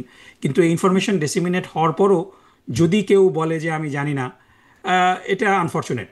মানে স্পেশালি দায়িত্বশীল ব্যক্তিদের পক্ষ থেকে যদি এই কথাগুলো বলা হয়, এটা মানে মানে এখন দেখেন, মানে আপনাকে বলাটা আমার দায়িত্ব, কিন্তু আপনাকে আমি বলার পরও যদি আপনি জিনিসটা সেই ওই মানে সেই গল্পের মতো যে যদি কেউ না বুঝে কোনো কিছু, কেউ যদি মানে জেগে ঘুমাতে চায়, তাকে তো আপনি কিভাবে ঘুম পাড়াবেন, মানে তাই না? ধরেন ধরেন সো আপনি আগের বিষয়গুলো গণভোটগুলোর অনেকটা কথা ওরকম। বলছিলেন, আপনি আগের যে গণভোটগুলোর কথা বলছিলেন, ধরেন জিয়াউর রহমানের নীতি, তার কর্মসূচি, সেগুলোকে আপনারা সমর্থন করেন কিনা? তখন কিন্তু মানুষ জিয়াউর রহমানকে দেখে ভোট দিয়েছে, হ্যাঁ বা না যে ভোট দিয়েছে জিয়াউর রহমানকে। এরশাদকে কর্মসূচি সমর্থন করেন কিনা? এরশাদকে দেখে। তার কর্মসূচি বা তার দফাগুলো কি কি সেগুলো হয়তো মানুষ দেখে নাই। মানুষ ধরেন নির্বাচনে যখন ইশতেহার দেয়, সেই ইশতেহারও মানুষ কিন্তু আসলে জানে না ইশতেহারে কি কি আছে, ওই মানুষটাকে দেখে ভোট দেয় বা লিডারকে দেখে ভোট দেয়। এখানে তো কোনো লিডার নাই। মানে বাংলাদেশের বাস্তবতাটা তো এভাবে করে আমরা এতদিন দেখে এসেছি। এখানে তো লিডারটা হলো এই জুলাই আন্দোলন যে শহীদরা করেছে এবং গাজীরা করেছে, তাদের তাদের প্রতি শ্রদ্ধা। এটা তো একেবারে মানুষের কাছে এই স্মৃতিটা তো খুব ভিভিড না? সুতরাং সেই জুলাই আন্দোলন করে, সেই জুলাই আন্দোলনের ফলে যেই ফ্যাসিবাদ বাংলাদেশের জনগণ বিদায় করেছে, সো জুলাই চার্টারের তো উদ্দেশ্যটা হলো যে সেই ফ্যাসিবাদ যেন বারবার চলে না আসে। কারণ let's just be honest at some point, যে কোনো দলীয় সরকার এই জুলাই চার্টার বাস্তবায়ন করবে না, এটা এটা মানে এটা কারোর প্রতি অবিশ্বাস না। This is how it is. আমি রাজনৈতিক দলগুলোর প্রতি পূর্ণ সমর্থন, পূর্ণ শ্রদ্ধা রেখেই বলছি যে রাজনৈতিক দলগুলোর অনেক স্টেক হোল্ডার থাকে, অনেক ফাইন্যান্সিয়াল ডোনার থাকে, যারা তাদের স্বার্থে আঘাত আসে এরকম কোনো কিছু রাজনৈতিক দল করুক এটা চায় না। আমি প্রিটি শিওর যে বিএনপির অধিকাংশ সদস্য বিচার বিভাগের পৃথকীকরণ চায়, কিন্তু আমরা দেখেছি যে এটা কিন্তু বিএনপি যখন ক্ষমতায় ছিল তখন এটা হয়নি। সো এই যে জায়গাগুলো, যে একটা নির্দলীয় কেয়ারটেকার গভর্নমেন্ট, ইন্টারিম গভর্নমেন্টের পক্ষে যে জিনিসটা বাস্তবায়ন সম্ভব, সেটা কিন্তু একটা দলীয় সরকারের জন্য অনেক চ্যালেঞ্জিং। এ কারণেই এই চার্টারটার একটা আইনি ভিত্তিটা খুবই জরুরি। কারণ বাস্তবায়ন তো আসলে বেসিক্যালি দলীয় বিএনপি যেটা সরকারকেই বলছে করতে যে হবে। Trust me, I will do it when I come to power. সেটাই, দলীয় এটা দলীয় সরকারকেই করতে হবে তো বাস্তবায়নটা, তাই না? যদি না, আপনি বাস্তবায়ন কিন্তু এটার আইনি ভিত্তি যখন হয়ে যাবে, বাস্তবায়ন তো পরের কথা। আপনার যদি ভিত্তিটাই না থাকে, আইনি ভিত্তি, তাহলে তো ইভেন আপনি এটাকে আইনি ভিত্তি দেওয়ার জন্য চেষ্টাও করবেন না, বাস্তবায়ন তো আরো পরের কথা। মানে আইনি ভিত্তি হওয়ার পরও বাস্তবায়নটা ইজ এ টাফ থিং, এটাকে এনশিওর করতে হবে জনগণের। কিন্তু আপনার যদি আইনি ভিত্তিটাই না থাকে, তাহলে আপনি কিসের বেসিসে সরকারকে বাধ্য করবেন মানতে? আর যেগুলোর So, আইনি এই ভিত্তি জিনিসটা খুবই ছিল, আমরা গুরুত্বপূর্ণ। দেখেছি আমাদের শাসকরা সেই আইনি ভিত্তির বাইরে গিয়ে কাজ করেছে। আইনি ভিত্তি তাদের জন্য অবশ্যই খুব বেশি অবশ্যই, মানে আই ম্যাটার করে আই না। এম নট আমি ডিসপিউটিং ইউ আসলে অন দ্যাট। আপনার কাছে এটাও এ কারণেই আপনি আমাকে আইনি বলছেন না ডক্টর নকিবুর রহমান, যে মানুষকে তো আন্ডারস্টিমেট কেন করছেন বা মানুষ বুঝবেন এটা আমি কেন ভাবছি। আপনার নিশ্চয়ই মনে আছে চ্যাথাম হাউসের ডক্টর ইউনুস, তিনি যখন বক্তব্য দিচ্ছিলেন, তাকে যখন সঞ্চালক প্রশ্ন করছিলেন, সাংবাদিক, যে কেন মানুষের উপরে ছেড়ে দেওয়া হচ্ছে না, যে মানুষ ভোট দিয়ে তার কোন সেট তার পছন্দ হচ্ছে সেটা বাছাই করুক, তখন তিনি বলছিলেন মানুষ যদি বুঝতো পিআর কি, উচ্চকক্ষ কি, নিম্নকক্ষ কি, তাহলে তো ভালোই হতো। মানুষ এগুলো বোঝে না, টাকার বিনিময়ে ভোট দেয় মানুষ। আপনি বলছেন প্রধান উপদেষ্টাও শিগগিরই এটি বাস্তবায়নের কথা বলছেন। তো তিনি যদি এই বোধটা তার থাকে, তাহলে আপনারা কিসের উপরে মানে আন্ডারস্টিমেট আসলে এই কারণেই তো আপনি আপনি মানে এখানে আমি তার সাথে ডিসএগ্রি করছি না, এবং আমার কথাটাও এটার সাথে ডিসএগ্রিমেন্ট না। আমি বলছি এই কারণেই তো আপনি 48টা ভোট ইয়েস নো করতে বলছেন না মানুষকে। আপনি you are presenting it as a package, so it will live or die as a package. So বুঝুক বা না এতটুকু তো বুঝুক, ট্রাস্ট করা যায়। জি, বুঝুক বা না এতটুকু তো বুঝুক। ট্রাস্ট করা যায়। হ্যাঁ, না না, ওটা না, বেসিক্যালি আপনি যদি না বোঝেন আপনি ভোট দেবেন না, মানে ইউ হ্যাভ অ্যান অপশন, মানে ইউ হ্যাভ 3 অপশনস। আপনি যদি না বোঝেন আপনি ভোট দিতে যাবেন না, আপনি যদি বোঝেন এগ্রি করেন আপনি হ্যাঁ ভোট দেবেন, আপনি বুঝে যদি ডিসএগ্রি করেন আপনি না ভোট দেবেন, তাই না? It's a package. সো এই প্যাকেজের মধ্যে আপনি যদি ধরেন, মানে মূল বিষয় যেটা হয় যে আমাদের জোহরান মামদানির একটা কথা আমি এখানে কোট করি। তিনি যখন জিমি ক্যামেল শোতে এসেছিলেন, না সরি, কোবেয়ারের শোতে, তখন খুব সুন্দর একটা কথা বলেছেন যে আমার সাথে সবাই 100% এগ্রি করবে এটা আমি মনে করি না। সো তিনি বলছিলেন যে আমার 16টা বিষয়ের মধ্যে যদি কেউ 10টা বিষয়ে এগ্রি করে আমি বলবো যে ভোট ফর মি। যদি আমার সাথে 16টা বিষয়ের মধ্যে 16টা বিষয় এগ্রি করে, I will ask him to see a doctor. So বিষয়গুলো কিন্তু এরকম যে 48টা দফার মধ্যে সবাই 48টা দফাতেই এগ্রি করবে এটা কিন্তু না। কিন্তু 48টা দফার মধ্যে যদি কেউ 45টা দফায় এগ্রি করে, 40টা দফায় এগ্রি করে, ইভেন 30টা দফায় এগ্রি করে, অর্ধেকের বেশি এগ্রি করে, আমি মনে করি যে তারা হ্যাঁ তে ভোট দিতে পারে, তাই না? সো সবাই, এটাই তো গণতন্ত্রের সৌন্দর্য, সব বিষয়ে আমি একমত হব না। কিন্তু এতদিন ধরে ঐক্যমত কমিশনে সবাই মিলে একটা জায়গায় এসে পৌঁছিয়েছে। প্রায় 200-র উপরে প্রস্তাব ছিল, সেখান থেকে 48টা বিষয় ন্যারো ডাউন করেছে, এবং 48টার মধ্যেও অনেকের কিছু কিছু জায়গায়, এবং নোট অফ ডিসেন্ট যেগুলোতে দেওয়া হয়েছে, এটা কিন্তু এ কারণেই নোট অফ ডিসেন্ট দেওয়া হয়েছে যে পুরাপুরি কিন্তু ভিন্ন, মানে মানে এটা পুরাপুরি বিরোধিতা না, এটার একটা ভার্সন তারা পছন্দ করে, পুরাটুকু পছন্দ করে না। সো এই তো জায়গাটাতে তো এটাই কি রাজনৈতিক গণতান্ত্রিক দলগুলো, হতো না যে আপনারা ক্ষমতায় গেলে আপনাদের নোট অফ ডিসেন্টটা পালন করবেন না, বাকিটুকু করবেন, আর না না বিএনপি এটা, গেলে বিএনপিটা পালন করবে না, বাকিটুকু করবে? সেটাই কি না এটা, গণতান্ত্রিক হতো না? সো এই যে এই জায়গাটাই তো সমস্যাটা, যে কারণ আমরা ইতিপূর্বে দেখেছি যে রাজনৈতিক দলগুলো যখন ক্ষমতায় যায়, তাদের কিন্তু আহ, আমরা যদি পপুলার ভোট দেখি, কিন্তু 50%-এর উপরে জনপ্রিয়তা নিয়ে কিন্তু আজ পর্যন্ত বাংলাদেশে কেউ মানে যদি মানে সত্যিকার, আমরা যদি রাতের ভোট আর মানে আমি ডামি এবং বাদ দিই। তারপরে সেই একতরফা 2014 সালের ভোটগুলা বাদ দিই, এক মানে আপনার মানে যারা রাষ্ট্র পরিচালনা করে, ইভেন বিএনপি যখন 2/3 মেজরিটি নিয়ে বিএনপি জামাত জোট সরকার 2001 সালে ক্ষমতায় এসেছিল, সেটাও কিন্তু they didn't get 50% or more vote. সুতরাং রাজনৈতিক দলগুলোর উপরে ছেড়ে দিলে পরে রাজনৈতিক দলগুলা এই জুলাই চার্টারকে টোটালি ইগনোর করবে, এই এই রিস্কটা আছে বলেই তো তাহলে আপনারা গণভোটের। মনে করছেন যে ধরেন বিএনপি যদি ক্ষমতায় যায়, যেটি আসলে অনেকগুলো ধারণায় বা সূচকে বলা হচ্ছে তারা হয়তো ক্ষমতায় যাবে, যদি যায় তারা যেগুলোতে ডিসেন্ট দিয়েছে জুলাই চার্টারের আইনি ভিত্তি হলে সেগুলোও তারা পালন করবেন, এটা নিশ্চয়তা না, হয়ে গেল। কারণ কারণ জুলাই চার্টারের মধ্যে যদি এটা ইনক্লুডেড হয়, ফর এক্সাম্পল মানে একটা একটা জিনিস এইখানে 48টার মধ্যে না যাই, বোথ হাউসের মানে আপনার আপার আপার ক্যামেলের যে পিআর পদ্ধতির কথা বলা হচ্ছে, এটাতে তো বিএনপি অ্যাগ্রি করে না, উইচ ইজ ফাইন, সবাই সব কিছু বিষয়ে অ্যাগ্রি করতে হবে না। কিন্তু জুলাই চার্টার যদি গণভোটে পাশ হয়, তখন বিএনপি এটা মানতে আইনগতভাবে বাধ্য। কিন্তু যদি আমরা বিএনপির উপরে ছেড়ে দেই, বেসিক্যালি আপার ক্যামেলটা হয়তো হবেই না, কিংবা আপার ক্যামেল করলে পরে ইট will B A rubber stamp, যদি এটা যদি মানে নির্বাচিত সদস্যদের সংখ্যানুপাতিক ভিত্তিতে হয়, তাহলে পরে ইট will B just an extension for, it will B A club house for some social elites, এটা দিয়ে কোনো কাজ হবে না। জি। সুতরাং এই বিষয়গুলা আপনি ডিসএগ্রি করতে পারেন, দ্যাটস ওকে, কিন্তু জনগণের ইচ্ছার প্রতিফলন তো আপনাকে করতে হবে। জি, সেটাই আসলে বড় প্রশ্ন, জনগণ না বুঝলে ইচ্ছার প্রতিফলনটা কী হবে? যাই হোক, এখন অনেক গুবলেট পাকানো বিষয় আছে। আমি একটু এটা মানে জানতে চাই যে মিয়া গোলাম পরোয়ার তিনি বলছেন যে আহ, এই যে 5 দফা দাবি না মানলে যেই মানে 11 তারিখে কর্মসূচির কথা বলছেন, আমার আসলে এটিও প্রশ্ন যে গণভোটের দাবি সহ এই দাবিগুলো, মানে আপনি বলছেন গণতন্ত্রের কথা, আপনাদের দাবি এটি মানতেই হবে, না মানলে আপনারা আঙ্গুল বাঁকা করবেন বা রাজপথে নামবেন। যদি এখন বিএনপি বলে আমরাও এখন রাজপথে নামবো, তাহলে ঢাকার চিত্র আপনারা একভাবে বদলাবেন, বিএনপি একভাবে বদলাবে, মানে ঢাকার মানুষের কি হবে চিত্র যদি এইভাবে বদলাতে থাকেন? না, ডেফিনেটলি বিএনপি, এখন বিষয়টা হলো যে বিএনপিকে তো কেউ নিষেধ করছে না আন্দোলন না করতে। সুতরাং আপনার আন্দোলন করা এটা তো গণতান্ত্রিক অধিকার। আমি আবার প্রথমেই যেটা বলেছিলাম যে আমাদের 5 দফা দাবির মধ্যে ফর এক্সাম্পল নিম্নকক্ষে পিআরের দাবি এই ফেব্রুয়ারির নির্বাচনে বাস্তবায়ন সম্ভব না, আমরা জানি। বাট আপনি একটা যদি বিষয়ের ব্যাপারে আপনি কমপ্লিটলি কনভিন্সড থাকেন এবং আপনি মনে করেন যে বাংলাদেশের জন্য এটা ভালো, হ্যাঁ, এটা এই দাবিটা দৃশ্যমান বাস্তবায়নের প্যাথওয়ে এখন নাই, দ্যাট ডাজন্ট মিন যে you will be giving up on your passion. So আপনি তো দাবি করতেই পারেন সেই দাবি, এবং আপনি সেই দাবি আপনার কথা আপনি বলতে পারেন। কিন্তু কয়েকটা বিষয় এখানে খুব গুরুত্বপূর্ণ মানে এবং টাইম কথা বলতে সেন্সিটিভ, বলতে সেটা যদি হলো রাজপথে চলে আসে, মানে ঢাকার চিত্র বদলে দেবেন আপনারা, না, বিএনপিও ঢাকার কিন্তু চিত্র, আন্দোলনের বিষয়ে বলে ঢাকার চিত্র রেখেছে। 5 দফার সবগুলোর জন্যই বলা হচ্ছে সেটা না, মূলত এই এই আন্দোলনকে ইন্টেন্সিফাই করাটা হচ্ছে গণভোটের দাবির জন্য। সো এখন যদি বিএনপি তার দাবি নিয়ে মাঠে আসে, ফাইন, বিএনপিকেও বলতে হবে তাহলে যে গণভোট আগে হলে কি অসুবিধা। সো বিষয়টা এটাই তো গণতন্ত্রের সৌন্দর্য। এখন মানে মুশকিল হয়েছে কি যে আমরা আহ, এর আগে যেই আন্দোলনগুলা দেখে এসেছি, যে আন্দোলন মানে ভাঙচুর, টায়ার জ্বালানো, জনগণের মানে জনগণের অসুবিধা। সো আমরা কিন্তু জুলাই কিন্তু আমাদেরকে সেই জায়গা থেকে একটা অন্যরকম জায়গায় নিয়ে গিয়েছে। সো আপনি আন্দোলন করতে পারেন, ডেফিনেটলি কিছু যানজট সৃষ্টি হয় আন্দোলনের কারণে, সাময়িক অসুবিধা হয়, কিন্তু আমরা কিন্তু মানে ওই লেভেলের ভাঙচুর কিংবা মানে সংঘর্ষ এগুলা কিন্তু আমরা দেখছি না।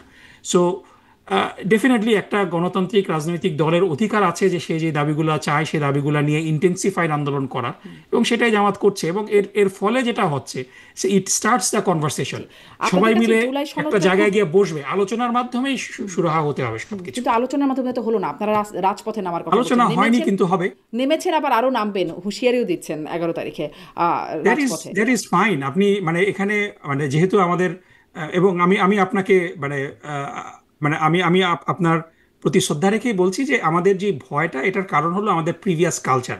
সেইখান থেকে একটা কালচারাল শিফটও আমাদের কিন্তু দরকার, যে আমরা নিয়মতান্ত্রিক আন্দোলন করব, ইন্টেন্সিফাইড আন্দোলন করব, আমাদের দাবির প্রতি প্যাশনেট থাকব, কিন্তু আমরা কখনো এটাকে ভাঙচুর তারপরে একটা রাজনৈতিক সংঘর্ষের মধ্যে নিয়ে যাব কিন্তু না। তারপরে So ওই এই যে ভয়টা জায়গাটাতে ওখানেই করে, মানে আমরা তো ঘরপোড়া গুরু, যখন আপনারা বলেন আঙ্গুল না না বাঁকা করবেন, যখন definitely, আপনারা বলবেন আমি চিত্র বদলে দেবেন, তখন তো আমাদের ভয় লাগবেই যে কি করবেন, যে না না ঢাকার চিত্র। ডেফিনেটলি আমি আমি আমি এই ভয় I I I I I I share the same fear আপনি যেটা বলছেন।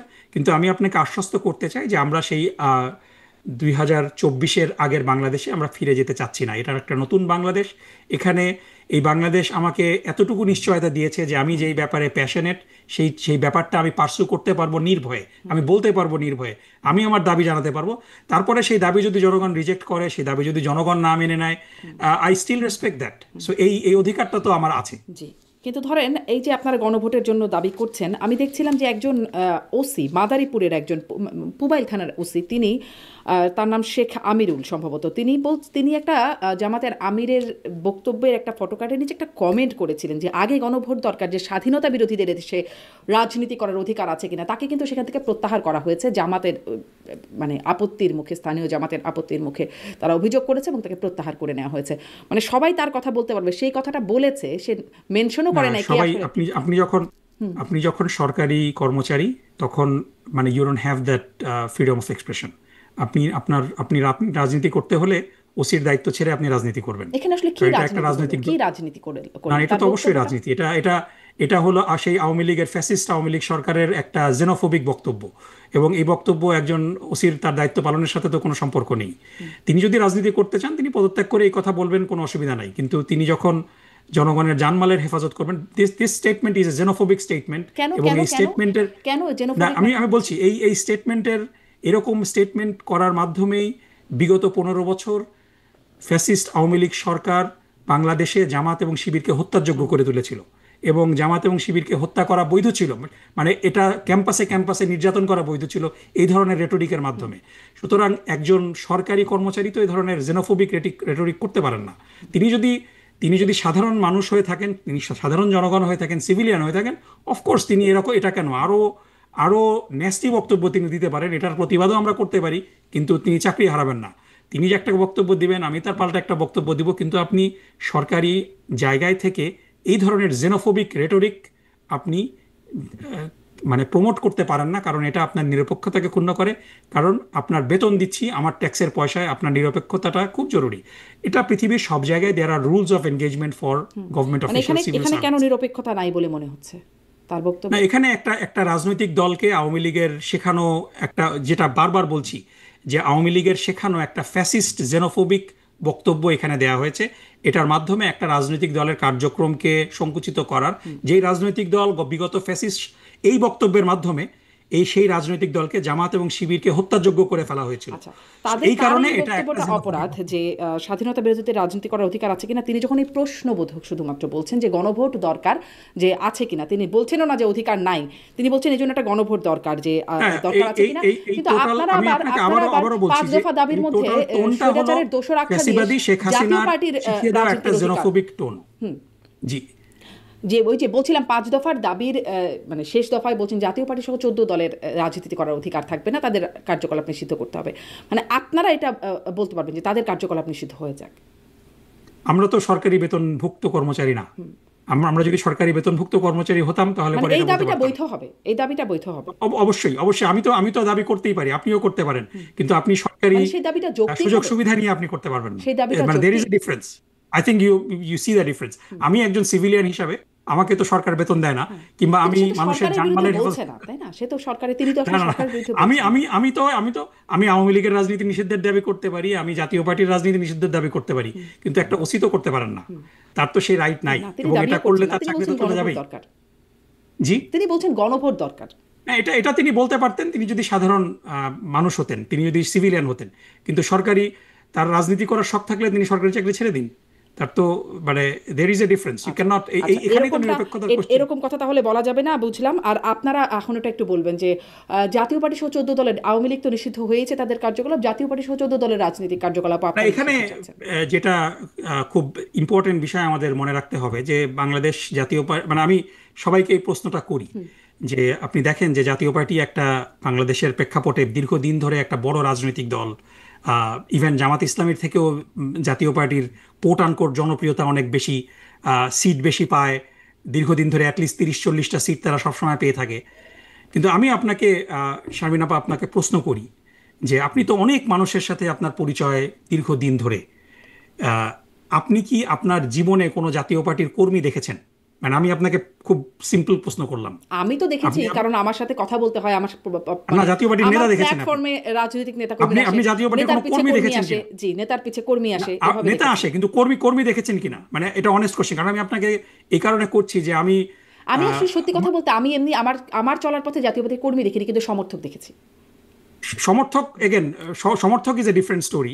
আমি সমর্থকও দেখিনি, আমি কর্মী দেখেছি। এবং এটা আমি এই কারণে বলছি যে আমার এখন বয়স হলো 48। আমি 10 বছর বয়স থেকে মানুষের সাথে মিশি। আমার দীর্ঘ 38 বছরের জীবনে বাংলাদেশে আমি চাকরি করেছি, পড়াশোনাও করেছি, পৃথিবীর বিভিন্ন দেশে থেকেছি। আমি আমার জীবনে জাতীয় পার্টির কোনো কর্মী দেখিনি। নেতার পিছে এবং পিছে আমি অনেক আজ কর্মী তো পর্যন্ত, আসেন, কথা বলেন, দেখি তো আমরা। না, নেতা নেতা দেখেছেন, আপনিও কর্মী দেখেননি, আমি আপনাকে গ্যারান্টি দিতে পারি। এবং এটা বলছি মানে এই কারণে নেতার আমি সাথে যারা বলছি, আসেন তারা কর্মী না, আর নেতাও। নেতার সাথে নেতার কিছু আমি আমি ওখানে আচ্ছা আচ্ছা, যাচ্ছি, কর্মী দেখি নাই, ঠিক আমি আছে, ওখানে যাচ্ছি। কথাটাই আসে, আমাকে হ্যাঁ। আপনি যদি একটু মেন সময় দেন। পয়েন্টটা শুনি, হ্যাঁ। আমি আমি এই কথাটা এই জন্য বলছি যে জাতীয় পার্টির আমি আমার জীবনে কোনো কর্মী দেখিনি। সমর্থকও খুব মানে দেখেছি, এটা ইটস এ ডিফারেন্ট স্টোরি। জাতীয় পার্টির আমি নেতা দেখেছি। বাংলাদেশের কোনো শিক্ষা প্রতিষ্ঠানে জাতীয় পার্টির কোনো সমর্থন নেই, কোনো কোনো কোনো শক্তি নেই, কোনো কোনো পেশাজীবী মহলে জাতীয় পার্টির কোনো অস্তিত্ব নেই, ইভেন গ্রাসরুটে জাতীয় পার্টির কোনো অস্তিত্ব নেই। কিন্তু আপনি প্রত্যেকটা নির্বাচনে দেখবেন যে জাতীয় পার্টি সিগনিফিক্যান্ট ভোট পায়। মানে হিস্টোরিক্যালি জাতীয় পার্টি 12%, 10 থেকে 12% ভোট পায়। এবং আপনি যদি স্ট্যাটিস্টিক্যালি বিষয়টা দেখেন যে প্রতি 100 জনে আপনি যদি 10%ও জাতীয় পার্টির ভোট রাখেন, আপনি 10 জন মানুষের সাথে কথা বললে গড়ে একজন মানুষ আপনার পাওয়া উচিত যে জাতীয় পার্টিকে সমর্থন করে। আপনি 1000 মানুষকেও যদি র্যান্ডমলি বাংলাদেশে সার্ভে করেন, তার মধ্যে একজন তো জাতীয় পার্টি সেই সমর্থন দলের কার্যকলাপ পাবেন নিষিদ্ধ কিনা, চান আমি কেন? আমি আমি শেষ করি আপা। সো জাতীয় party is not a political party. জাতীয় পার্টি হলো বাংলাদেশের প্রতিবেশী দেশের সৃষ্টি করা একটা প্রক্সি। এবং নির্বাচনে বেসিক্যালি তারা কিছু ব্যক্তিদের অন্য রাজনৈতিক দল থেকে ভাগিয়ে এনে নির্বাচিত করে। সো এরকম একটা অপশক্তি। এবং আমরা দেখেছি যে জি এম কাদের যখন এই কিছুদিন আগেই ভারত সফর করে আসলেন, তখন তিনি বলেছিলেন কিন্তু প্রকাশ্যে যে ভারতের অনুমতি ছাড়া তিনি এটা বলতে পারবেন না। সো দিস ইজ অ্যাবসোলুটলি বাংলাদেশের অপরাজনীতির যদি আমরা কোনো প্রতিবিম্ব দেখতে চাই, সেটা হলো জাতীয় পার্টি। জাতীয় পার্টি রাজনীতি যদি করে, সুষ্ঠু রাজনীতি করে, এখানে কারো আপত্তি থাকার কথা না। কিন্তু বাংলাদেশে যেই ফ্যাসিবাদী রাজনৈতিক দল নিষিদ্ধ হয়েছে, আওয়ামী লীগ, সেই ফ্যাসিবাদী রাজনৈতিক দল যদি জাতীয় পার্টির মাধ্যমে পুনর্বাসিত হওয়ার চেষ্টা করে, অবশ্যই জনগণ এটাকে প্রতিরোধ করবে। জাতীয় পার্টি যদি প্রতিবেশী দেশের গোয়েন্দা সংস্থা দ্বারা পরিচালিত হওয়ার চেষ্টা করে, এটা জনগণ প্রতিহত করবে। জাতীয় পার্টি যদি সাধারণ মানুষের মতো সাধারণ রাজনীতি করত, এটাতে কোনো অসুবিধা হতো না। কিন্তু জাতীয় পার্টির আয়ের উৎস থেকে শুরু করে জাতীয় পার্টির সমস্ত কার্যক্রম, আমি যেটা বললাম যে একটা দল যাদের প্রতি 10 জনে একজন আপনার জাতীয় পার্টির সমর্থক থাকার কথা, সেখানে আপনি কোনো মানে এটি কি আসলে বাংলাদেশে, আপনারাই বলবেন যে তাদের সমর্থনে, বা আপনারাই ঠিক করবেন না যে না না, তাদের আসলে তাদের বিষয়টা? তাদের এবং এটা ভুলে গেলে চলবে না যে তাদের যেই রোল, এই এই অবৈধ ফ্যাসিবাদী সরকারকে বৈধতা দেওয়া, দীর্ঘদিন ধরে তারা সরকারের অংশ ছিল, সরকারের গৃহপালিত বিরোধী দল ছিল। এবং শেষ মুহূর্তে সে যেই 14 দলের যে বৈঠক হয়েছিল, যে বৈঠকে জামাত ইসলামীকে নিষিদ্ধ করা হয়েছিল, সেই বৈঠকেও তো জাতীয় পার্টি ছিল জাতীয় না? পার্টি, না না, জাতীয় পার্টি সেই বৈঠকে ছিল, জাতীয় পার্টি সেই বৈঠকে ছিল। ছিল না, জাতীয় পার্টির মহাসচিব আমাকে নিশ্চিত করেছেন যে তিনি সেখানে জাতীয় না না না, পার্টির কোনো জাতীয় পার্টি সেই প্রতিনিধি বৈঠকে ছিলেন। ছিল। জাতীয় পার্টি প্রেস কনফারেন্সে ছিল না, যখন যেটা হাসানুল হক ইনু এবং রাশেদ খান মেনন যে প্রেস কনফারেন্স করেছে, সেই প্রেস কনফারেন্সে ছিল না, কিন্তু 14 দলের বৈঠকে জাতীয় পার্টি ছিল। সো বেসিক্যালি 14 দলের জাতীয় মধ্যে তো পার্টির জাতীয় সাথে পার্টি নাইও। এই ফ্যাসিবাদীদের যে সম্পর্ক, সেটা জাতীয় পার্টি রাজনীতি করতে পারে, কিন্তু জাতীয় পার্টির মাধ্যমে যদি আওয়ামী লীগকে পুনর্বাসিত করার চেষ্টা করা হয়, সেটা জনগণ রুখে দিবে। সো এই জায়গাটাতেই ডিস্টিংশন করতে হবে। জাতীয় পার্টি রাজনীতি করতে পারে, জনগণকে রুখে দিতে দেন, জনগণ ভোট না দিক, বা তাই সেক্ষেত্রেও একটা গণভোট হতে পারে যে জাতীয় পার্টি থাকবে না থাকবে না, সেই না সিদ্ধান্ত না, রাজনৈতিক দল আপনারা নিষিদ্ধের কেন জন্য তো চাপিয়ে দেন? গণভোট, দেখেন আপনি রাজনৈতিক দল নিষিদ্ধের জন্য তো গণভোট পৃথিবীর কোথাও হয় না। কারণ আপনি যদি পৃথিবীর যে কোনো রাজনৈতিক দল নিষিদ্ধ করার জন্য গণভোট দেন, সেই গণভোটে সেই দল নিষিদ্ধ হয়ে যাবে, কারণ কোনো রাজনৈতিক দলের জনপ্রিয়তাই 50%-এর বেশি না। ইভেন আপনি যদি বিএনপিকে নিষিদ্ধ করার জন্য গণভোট দেন, এটা জনগণ ভোট দিয়ে ফেলবে। সো আপনি রাজনৈতিক দলের নিষিদ্ধের বিষয়টা তো গণভোটের বিষয় না। সো গণভোটের বিষয় তো জাতীয় গুরুত্বপূর্ণ বিষয় নিয়ে।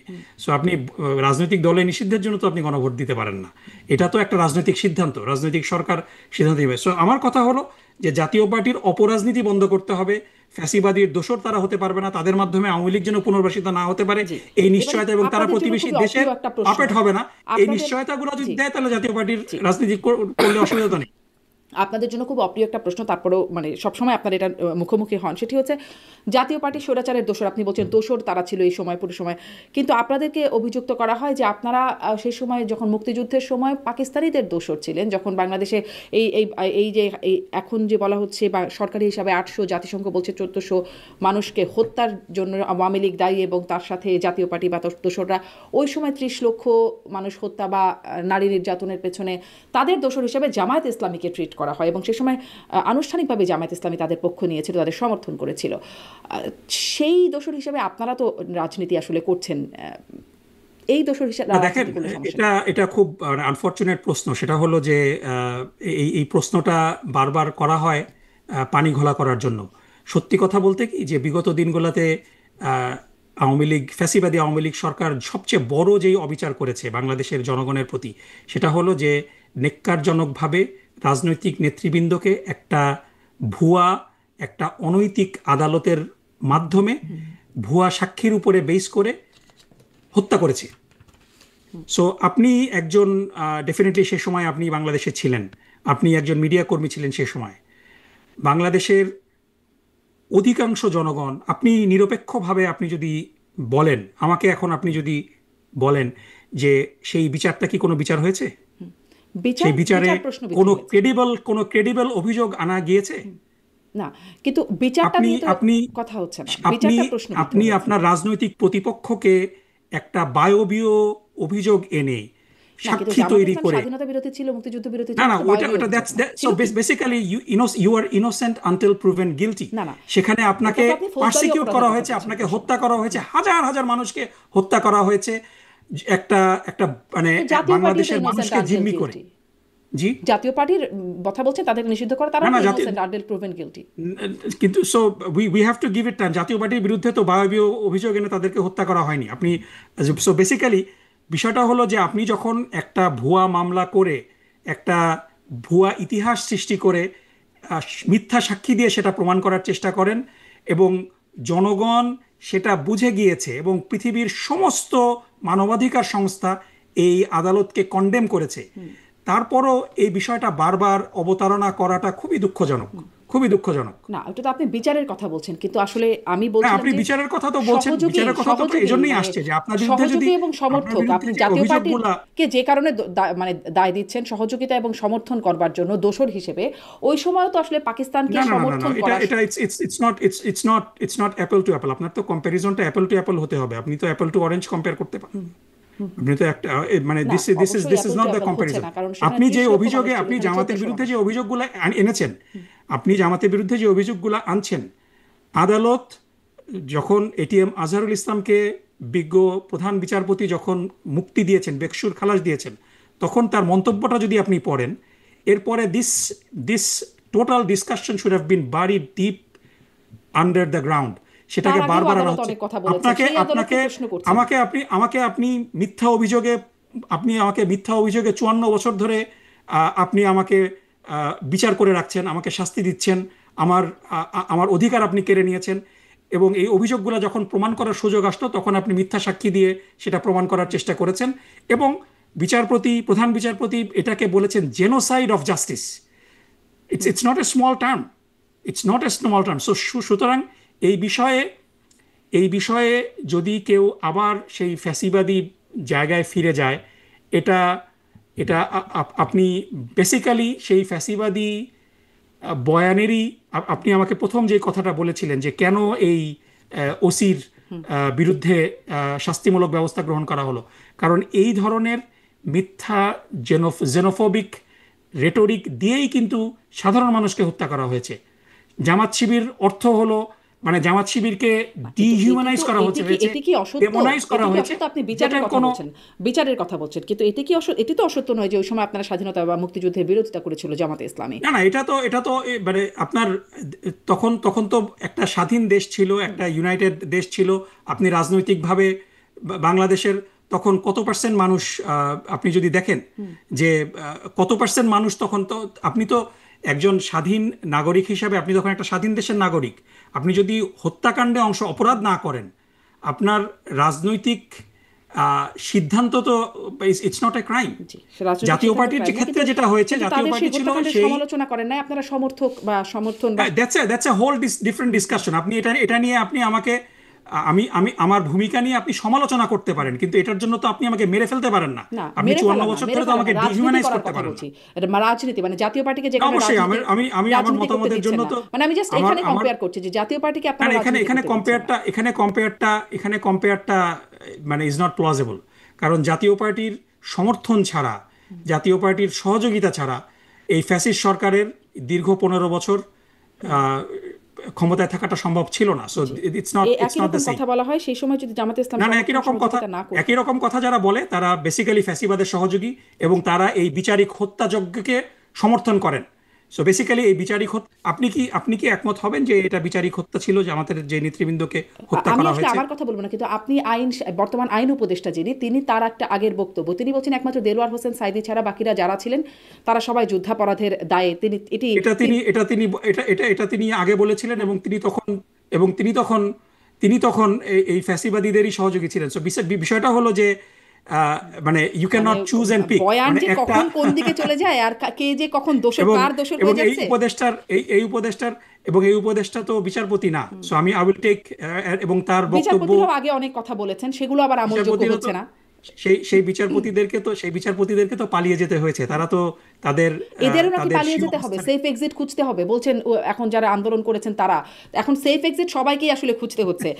কোন দিকে যে ইতিহাস শেষ পর্যন্ত গড়াবে ডক্টর নকিব, আসলে আমাদের সময় অনেক হয়ে গেছে। বিষয়টা হলো যে সেফ এক্সিট তাদেরই দরকার হয় যারা অন্যায় করে। আপনি যদি অন্যায় না করেন, আপনার তো সেফ এক্সিটের দরকার নেই। জি, কিন্তু আসলে বলছেন আপনি যদি অন্যায় করেন, জনগণের কাছ থেকে আপনি ভীত হবেন, আপনি পালিয়ে যাবেন। কিন্তু আপনি যদি অন্যায় না করেন, আপনাকে অত্যাচার করতে পারে পরবর্তী সরকার এসে, কিন্তু আপনার যদি নৈতিক শক্তি থাকে, আপনি সেই অত্যাচারে ইউ উড পারসিভিয়ার। যেইভাবে জামাত ইসলামের উপরে অত্যাচার করা হয়েছে, তারা তো পালিয়ে যায় নাই। এ কারণেই জনগণের সহমর্মিতা বাংলাদেশ জামাত ইসলামীর জনগণ পাচ্ছেন। আপনারা শহীদ মীর কাসেম আলী, তাকে ফাঁসি দেওয়া হবে এটা জেনেও তিনি বাংলাদেশে ফেরত এসেছেন, কারণ তিনি জানেন যে তিনি নিরপরাধ। তার সেই নৈতিক শক্তি ছিল। আওয়ামী লীগের কোনো নেতা কি সেই নৈতিক শক্তির বলে বলিয়ান হয়ে থাকতে পেরেছে? এবার আপনি যে বিচারপতিদের কথা বলছেন, সেই বিচারপতিরা কেন পালাবে? আওয়ামী লীগের নেতাও আছেন এবং তিনি নাকি এখন জামাতের ব্যাকআপেই আছেন। আমি সাবেক রাষ্ট্রপতি আব্দুল হামিদের কথা বলছি। তিনি গিয়ে আবার ফিরে এসেছেন এবং তার পেছনে জামাতের ব্যাকআপ আছে। আব্দুল হামিদের বিরুদ্ধে তো কোনো হত্যা মামলা হয়নি। আব্দুল হামিদের ব্যাপারে তো আব্দুল হামিদ সরকারের প্রেসিডেন্ট ছিলেন। সে বিষয় হয়ে গেছে না, সাংবাদিকদের বিরুদ্ধে থেকে শুরু করে এমনকি আওয়ামী লীগ নেতার বাড়িতে যারা কাজ করতো তাদের বিরুদ্ধেও হত্যা মামলা হয়ে গেছে। না, এটা ডেফিনেটলি শারমিন আপা, আমি আপনাকে একেবারে সুস্পষ্টভাবে বলতে চাই যে যদি কারো বিরুদ্ধে মিথ্যা মামলা করা হয়, কেউ যদি নিরপরাধী হয়ে থাকেন, তার বিরুদ্ধে মামলা করা হলে আমি সেই মামলার ব্যক্তিগতভাবে নিন্দা করছি। দলীয়ভাবে জামাত ইসলামীর পক্ষ থেকেও এই ব্যাপারে নিন্দা করা হয়েছে যে ডেফিনেটলি যে অপরাধী না তার বিরুদ্ধে যেন মামলা করা না হয়। কিন্তু এখানে আমাদের স্ট্যান্ড পরিষ্কার। আই এগ্রি, আমি আপনার সাথে দ্বিমত করব না যে মানুষের ভোগান্তি হচ্ছে, এবং এই ভোগান্তিটা যাতে আমরা লাঘব করতে পারি সেই জন্যও কিন্তু আমরা চেষ্টা করছি। এবং এটাতে মানুষের আসলে খুবই ভোগান্তি হচ্ছে ডক্টর নকিব। ডেফিনেটলি এবং এটা নিয়ে মামলাবাজি, চাঁদাবাজি হচ্ছে।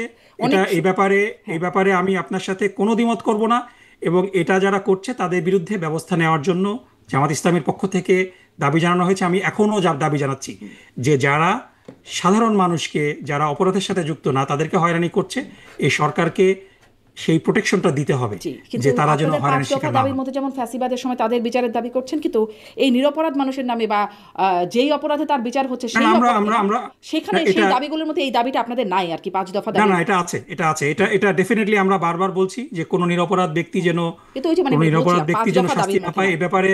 এবং এই ব্যাপারে আমরা কথা বলতে গিয়ে অনেক সময় অনেকের কাছ থেকে আমরা সমালোচনার সম্মুখীনও হয়েছি, কিন্তু still we are we stand by our জি, প্রিন্সিপাল যে কোনো আমি এই নিরপরাধ একদম ব্যক্তি যেন। শেষে 2 লাইন করে যদি একটু উত্তর দেন, সঙ্গীত শিক্ষা প্রাথমিকে থাকলে আপনাদের কি সমস্যা হয়? মানে আপনারা দাবি করলেন এবং তারপরে আসলে প্রাথমিকের সঙ্গীত শিক্ষক নিয়োগ বাতিল হয়ে গেল।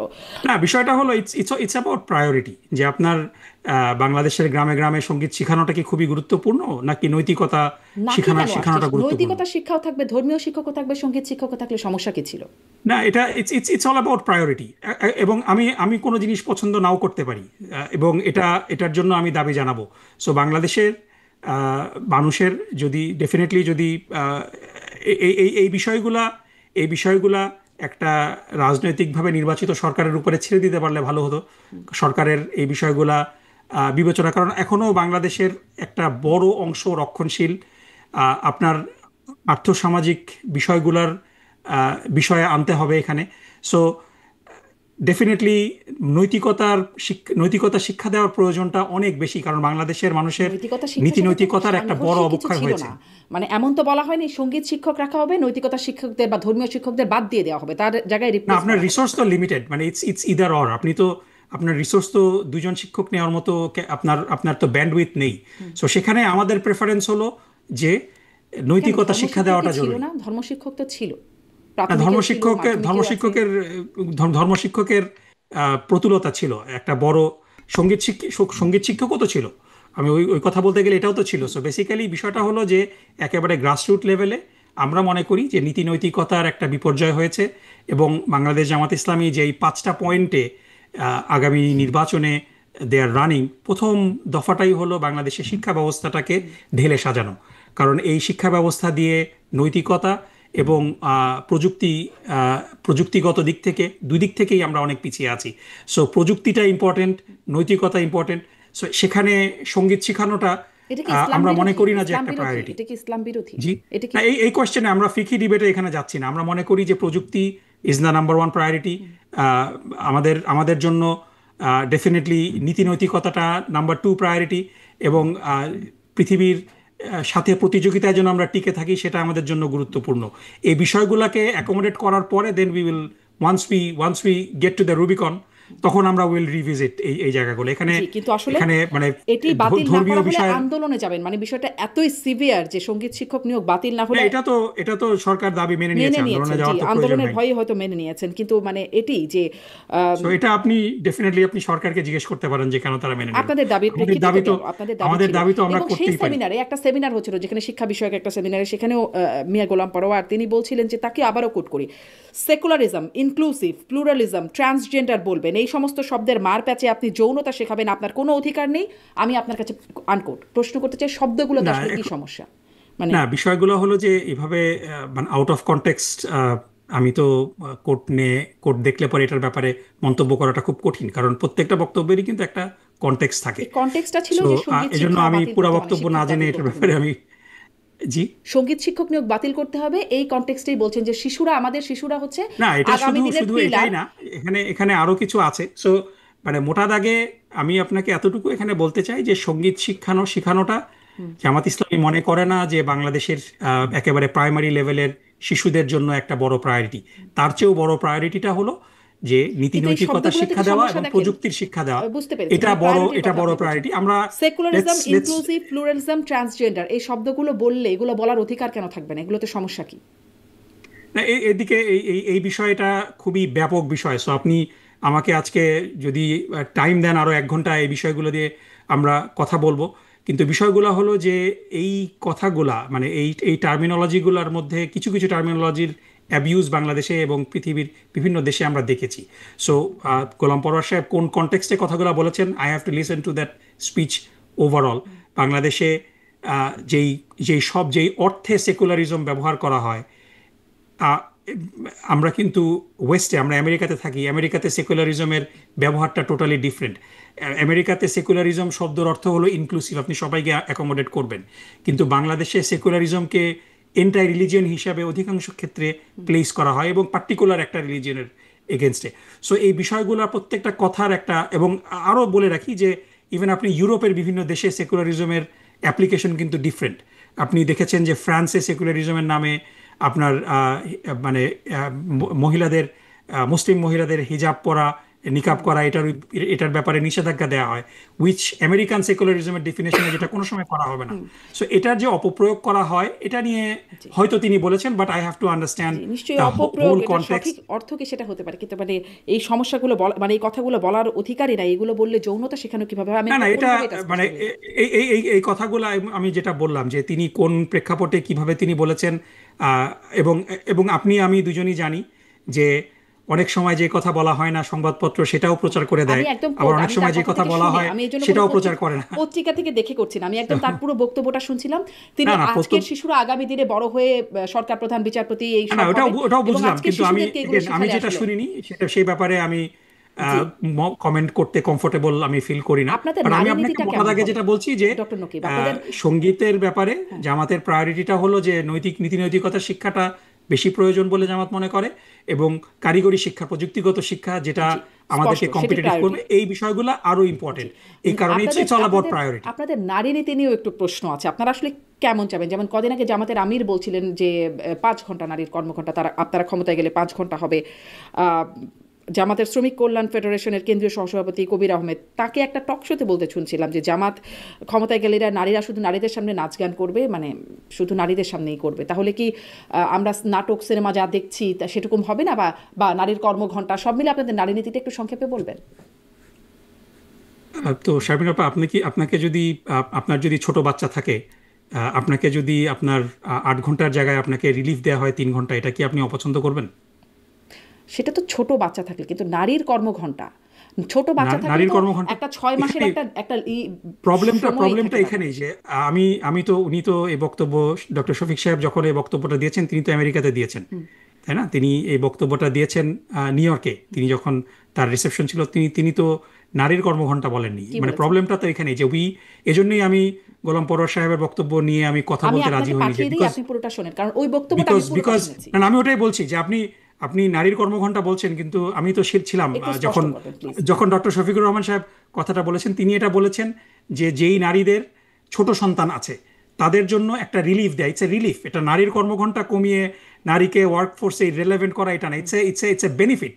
আপনি বেনিফিট কেন নেবেন না? এটা নারী বান্ধব হওয়ার কথা, তাকে নারীদের পক্ষ থেকে এটাকে ওয়েলকাম করার কথা। কিন্তু আমরা দেখছি যে জিনিসটাকে টুইস্ট করে এটাকে এমনভাবে ন্যারেটিভটা প্রচার করা হচ্ছে যে জামাত ইসলামী নারী বান্ধব না, তারা নারীদের স্পষ্ট হই, আপনি ছিলেন সেখানে, মানে ছোট শিশু শুধুমাত্র যেই নারীদের আছে সেই নারীদের নারীরা তাদেরকে এটা একটা ব্রেক দেওয়া হবে, এবং এটা পৃথিবীর বিভিন্ন দেশে আছে।